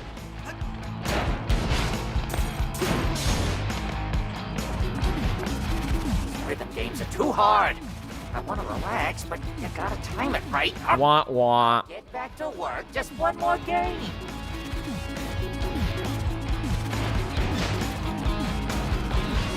Yeah, Half Fendi, I don't think it's an issue because the first game did fine with it. It's the fact that the writers afterward took one trait and made it his main trait and never delved deeper. I think dumb characters who never get smarter become obnoxious. How about combining those heavy and light attacks for even more combos and beat hits? Now's the time to try it out. Time to mix heavy and light attacks. Timing gets a little trickier, but give it a shot. We could have had Riku and Nominated communicating through notes even if we don't ever see or hear them. Good point. There's a lot of stuff that you could do. You find chests scattered all over the place with junk in them. Maybe it wouldn't make sense for, like, Kairi and Riku to have notes scattered in chests around the world, but, you know. Whatever. I'm just saying, there's a lot of avenues being left unexplored. Let's see how you handle this one.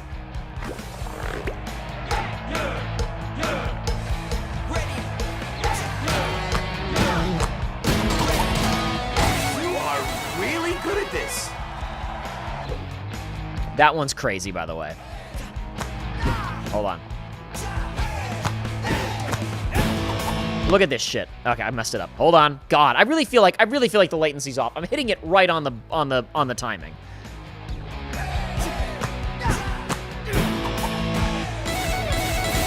Look at that one. That one's crazy. That one's so strong. Chat log on the gummy phone, lol. Yeah, sure. Yeah, that's acceptable to me. That makes sense. And just like after every world, there's a little extra stuff in there. Why not? Instead of those pointless Instagram messages. Tries moves. Need a reminder of what combos and moves you can do? Go to the combo list. Almost out of here.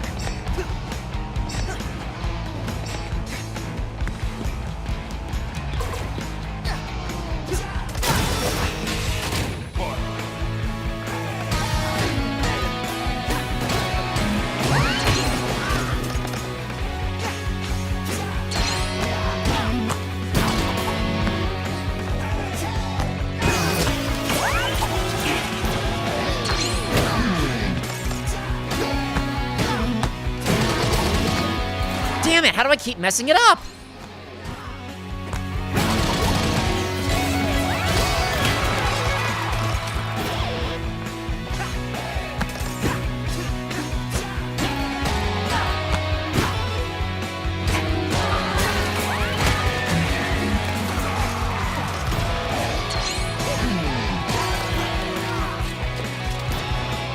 Give me that money, please.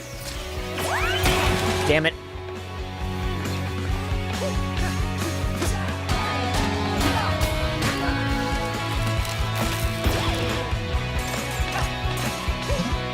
Huh? Oh.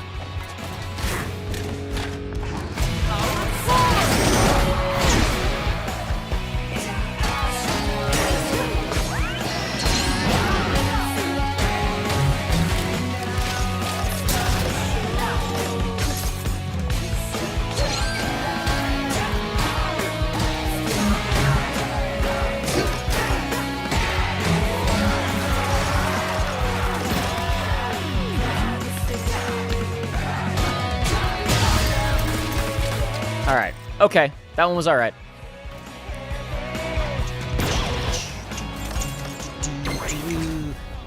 Hey, look! Exit! Told you this was easy. That's bait, idiot. They're clearly expecting you. With what? Nothing I can't handle. Alright. Get ready for a funnier NPC interaction at the ending of level 1 than any joke in Kingdom Hearts 3. I used to run this facility, but now you have me stacking boxes. But I'll say, this is a fine stack. A great job.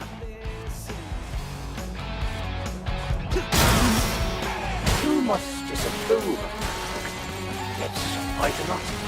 Please, I have work to do.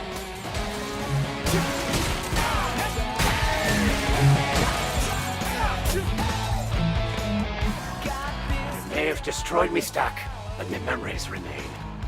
Oh, what a good job it was. Why does his guitar become better made during the fight? So, his guitar is actually a magnetic trash collection stick because he's a loser. And Armstrong, Project Armstrong, about, oh, come get a robot arm, is actually just about generating labor, right? And he's such a loser with no education. He's like, I'm a rock star. No, you're not. You're a garbage collector. So they gave him that magnetic trash collector, right?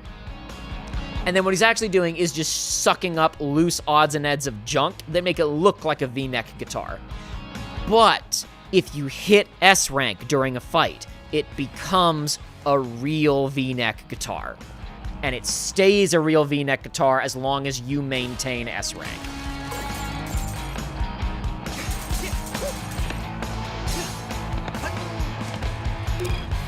Personal note from Oscar516. I'm getting the feeling that us Oscar series are getting overlooked. Back when we were in charge of QA, we made sure the quality was there. But also, we saw if things could be fixed. A dent in the body, replace it since everything's fine. A light not working, again, just fix it. But now, with 1 mil, it's all or nothing. Even a scratch and there's nothing but a crater left behind. QA should inspect something. It doesn't need rocket launchers. My, how things have changed around here.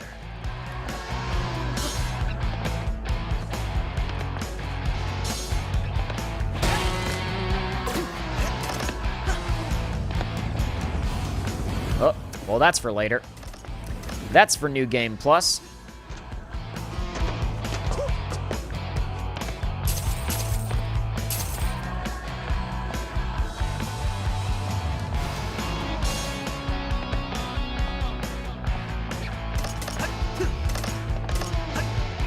Come on, Chai, you can do it.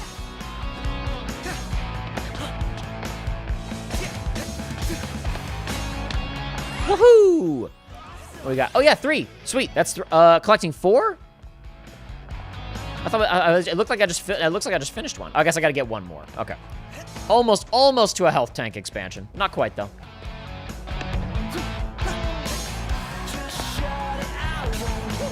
Listen.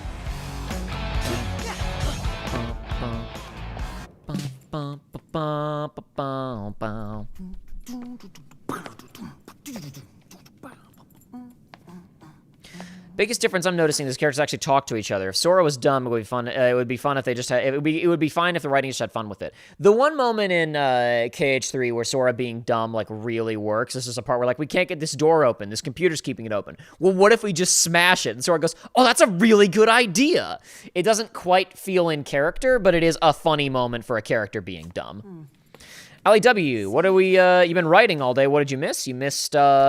We hung out and talked about stuff for like 2 hours, and now we're playing a little bit of Hi-Fi Rush. It's fine. We're at the end of the first level now. And earlier I streamed Final Fantasy VII with Aiden, and we got through the most boring part of the game. Oh no. Hell! There you are, new man. Messing with Rekka's crew. Rekka's production. And worst of all, yeah, Rekka's perfect, no defect record! Your security tried to kill me! Project Armstrong, EULA. Fine print. Should've read it, punk. Defects get recalled. Recalled? You mean killed? Rekka ain't picked the verbs. That's for the mooks in marketing. Anyway, thanks for being dumb enough to just waltz in here. Rekka ain't gotta get her hands dirty. I told you. Welcome to the Project Armstrong defect check, honey. And our QA's the best in the business. Hell! Whoa!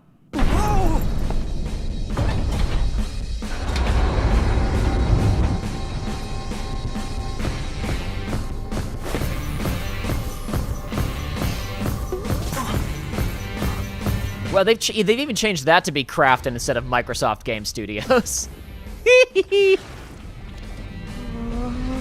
I like defense. That's good? I like how they taste. Oh, that's bad. Inspection level 1 million.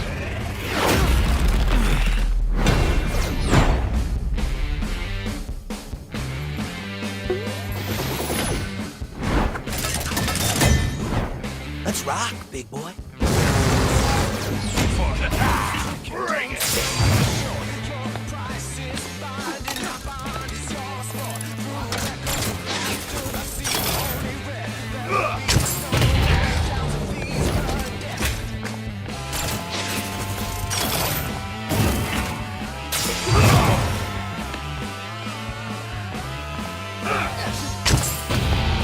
Chai, his hands are extra sensitive for... Oh shit, I'm like, whoa! Hit them, but okay.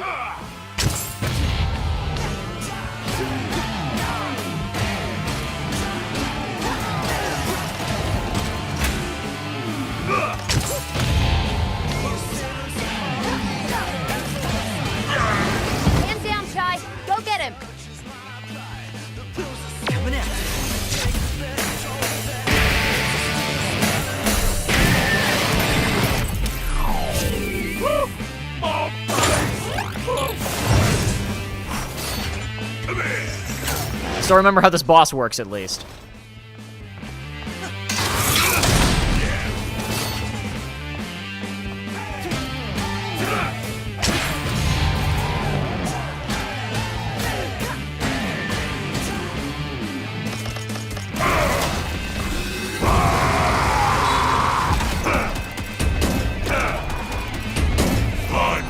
To use thee. Try and dodge this.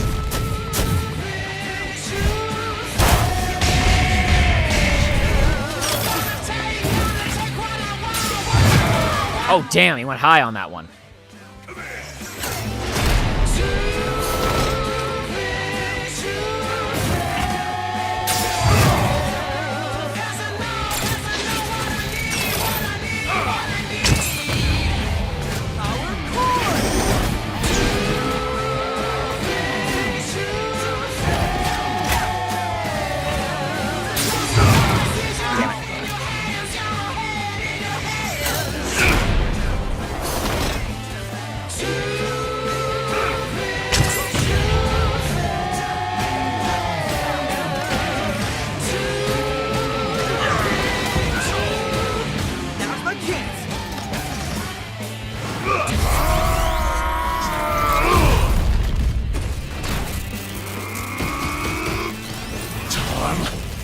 To get serious!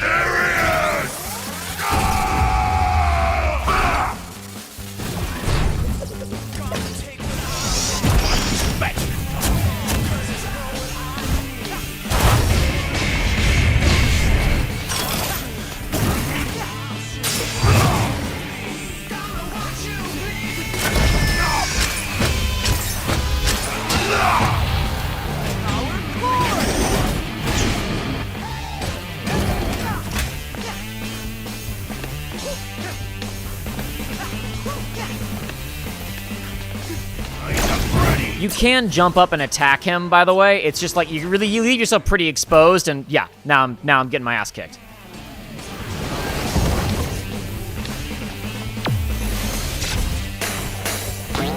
Damn it! I totally hit that on the right time. I think I overfutzed with the latency settings earlier, and I've boned myself out of these timings.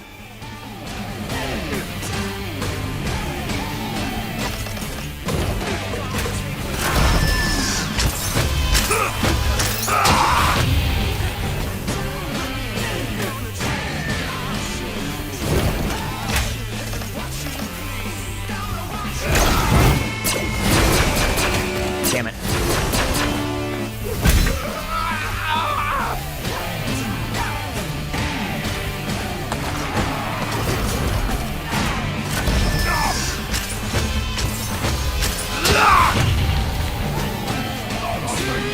You almost got him! I can see that! Damn it. Different attack than I was expecting. Damn it. Well, that was a stupid idea. See, I knew you could jump and get him there, but I don't remember how to do it without getting yourself killed. Oh well, it's fine. This should be the end of it.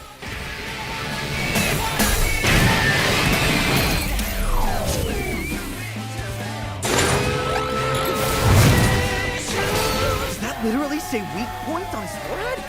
By design, speak for itself.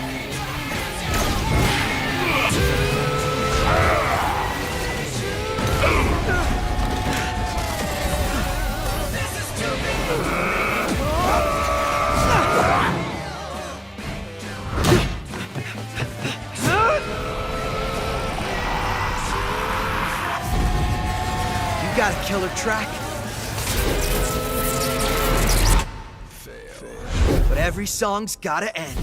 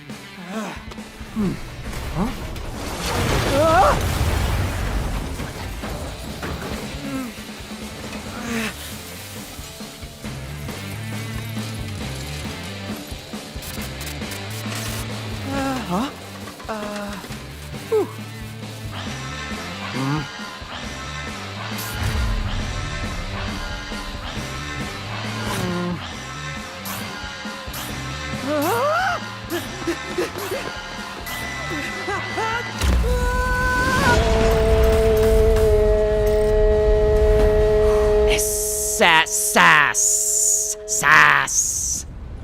When this shit shadow dropped, we were like, oh, there's a new game from the Evil Within guys, and I was watching people play this day one, and I was like, what? When you got here, you're like, okay, I'm beating this whole game.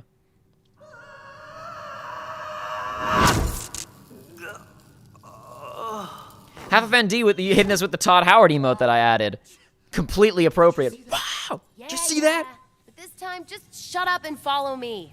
We really... Todd Howard emote's very, very appropriate, because since this is a whatchamacallit, No complaining this time. used to be at least a Bethesda subsidiary. We should get, there's an image of Phil Spencer going, that I love. I should make that one of the emotes. I should totally do that. No. I should add that before the stream is even over. I should take time off to add that Phil Spencer pogging face. Or like robot spiders?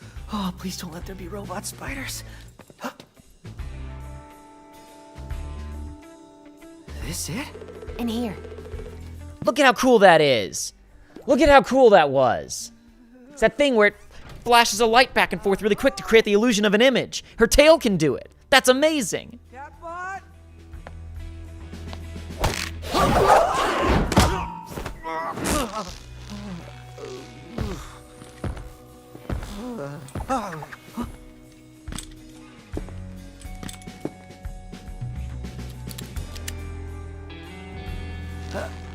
A rope snare? What are you? Cartoon character?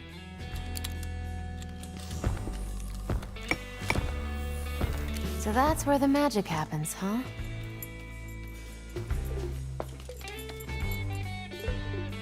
My name is Peppermint. Wait, that voice! You're the cat! 808 is my eyes and ears out there. But it looks like she's taken a liking to you. Wait, okay, she's yours! She's yours! Get up, slacker. We've got work to do. So, 808 said you were gonna help me get out of here. I am. Right after you help me look into Spectra. I don't even know what that is. Don't expect you to. I don't even know what the black cloak is. So... bad? Yes. And I'm working with a team to expose them. We're small, but... Small meaning just you and your cat? I'm bigger than this. Says Rockstar here. Do you even actually play guitar? Well... He's a poser! He's a loser! Look. He can't even play guitar! Lifts and dead ends, filled with security. You'll need my help to get out of here. Nah, so far I've done pretty... Horrible if it wasn't for me? Look, if you help me, I'll make sure you get off Vandalay Island. Fine. Whatever, I guess. Perfect.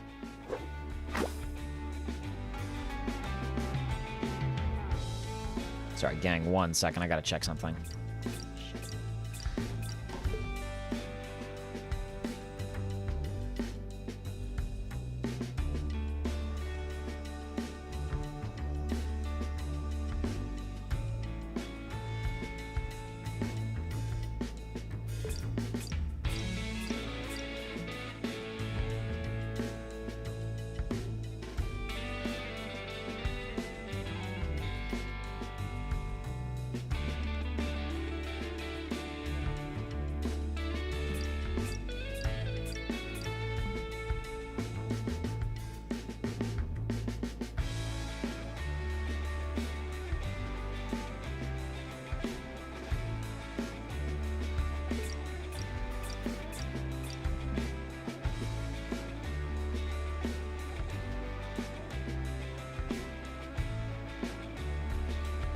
Oh my god.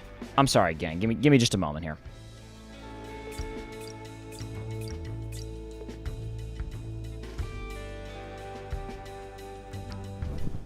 Hold on, guys. I'll be right back.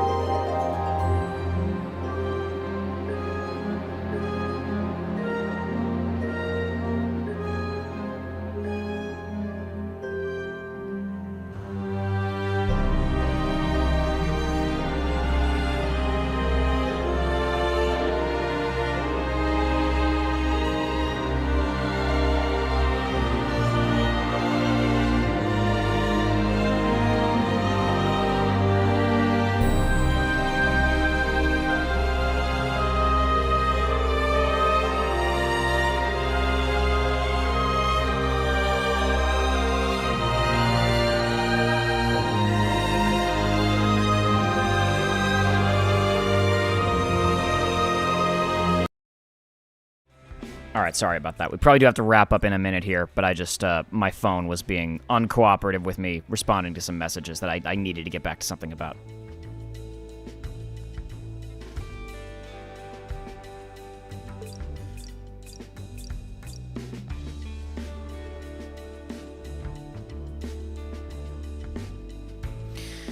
Alrighty, give me 1 second. Let's see. Yeah, so, hideout between missions. Walk around the hideout and chat or interact with things. Then sit down on the couch to move the story ahead. Oh my god, what is 808 doing? Oh, 808 was spinning and turning into a little ball. Okay, that's fine. I thought 808 was, like, freaking out. This is your hideout? You really are a small operation. Well, now we're +1. You can rest on that sofa. Luxury suite, I see. By the way, I may be able to help you out with some upgrades if you have some spare parts. Let's chat before we head out. Yeah, I don't care about wardrobe. Whee!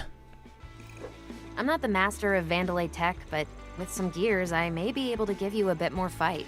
What I love about this character is that the like, female with the buzz cut on one side has become, like, this like, hallmark of bad design. Here's your chance. This keeps popping up in, like, your Concords and stuff with, like, these really ugly characters. And Peppermint is right here being like, this can look great. This can look fantastic. You just have to, like, put more than 2 seconds of thought into your color coordination.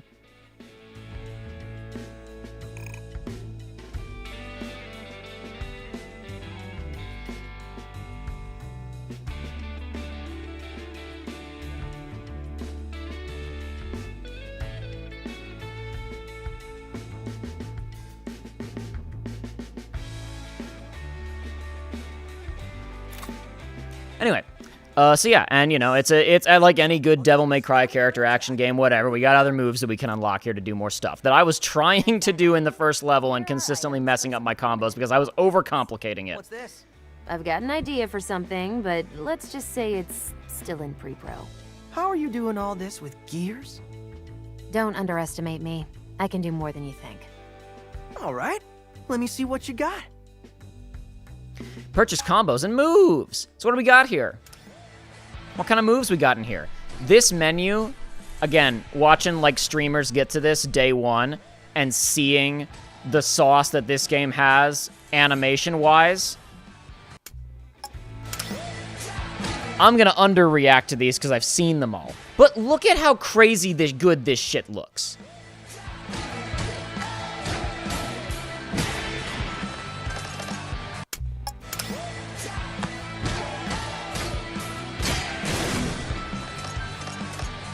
I mean, some of these are simpler than others, but, like, the amount of polish on display with these animations is insane.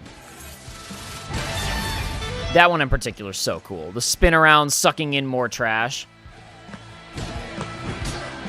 I mean, there are a bunch of these that use the magnetic trash thing as an excuse to do these, like, big sweeping tails on attacks or explosions after hits. It is not unique in that regard. And that one, he just shoots a laser beam. Don't worry about it.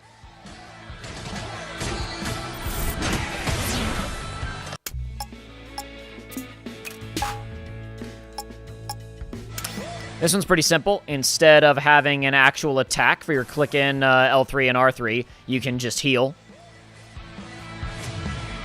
It does technically build meter because you have to have just timing still with the circle there. So you can also use it just to build meter and heal.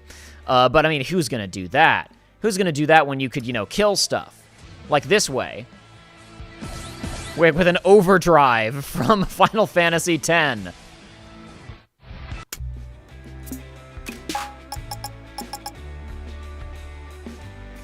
I can increase his maximum health for 5,000 bucks right now, or I could just wait and explore more levels and get the stuff that way, couldn't I?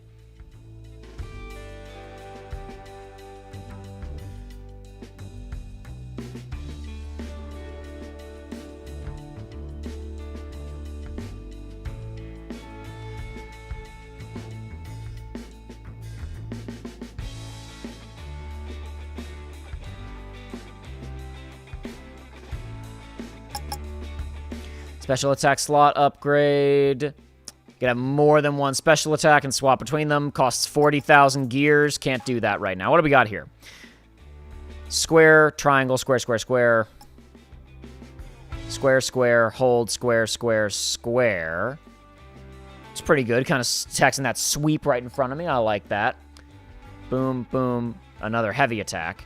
Jump into the air and land a beat. Hit to do 360-degree area attack. Send weaker enemies flying.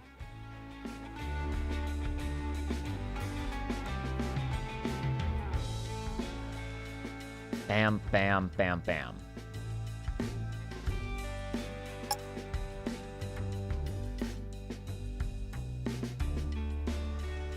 I think shooting laser beams is pretty cool. But I feel like I'll forget to do that half the time.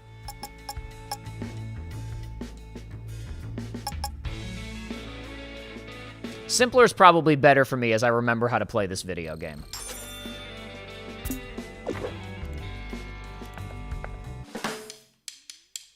Where is the... There's like... Because you can go to like a test room.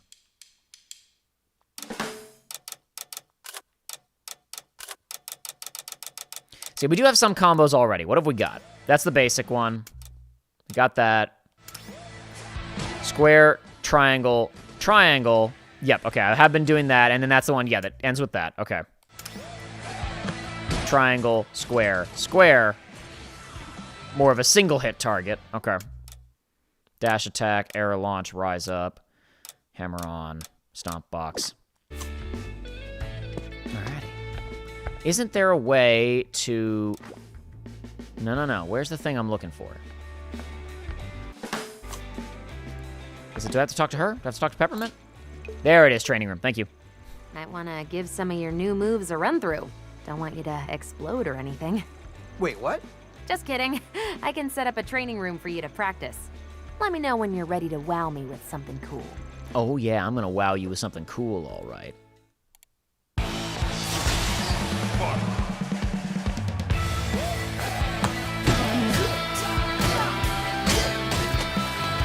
Hold on, I didn't do it right. Damn it, that one's really quick. Okay, hold on. All right. Hold on. Let's do that again. Messed it up, damn it.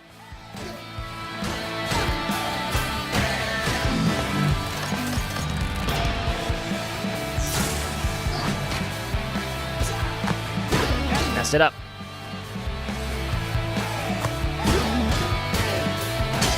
There we go. Excellent. Thank you.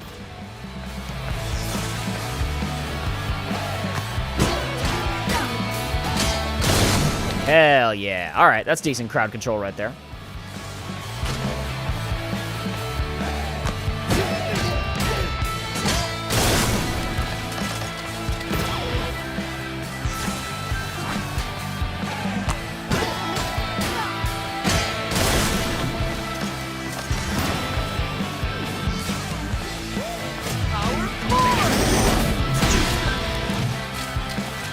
Explode. Bye-bye.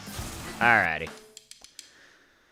Back to Hideout. Alrighty. Anyway, there we go. We played a little bit of a game on this variety stream. Didn't play games with you like the thumbnail suggested, but that was just what I already had on hand. I didn't have time to make a thumbnail.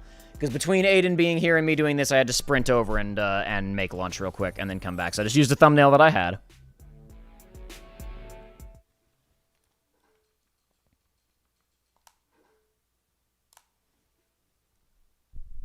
But anyway, that was a little bit of Hi-Fi Rush. Sounds like I'm surprised how few of you in chat had apparently seen this game before. I mean, I guess I wouldn't say it flew under the radar, but I don't know. Maybe my perspective on the radar on this one is a little bit off.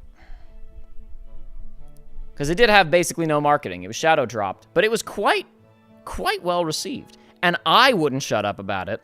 So maybe you just weren't watching me enough at the time. Anyway, I went a little bit longer than I meant to with this stream, but I got into that, and I was like, I might as well finish level 1. So, but I think we're going to call it there. That was 2 streams today. That was two separate, slightly over 3-hour streams.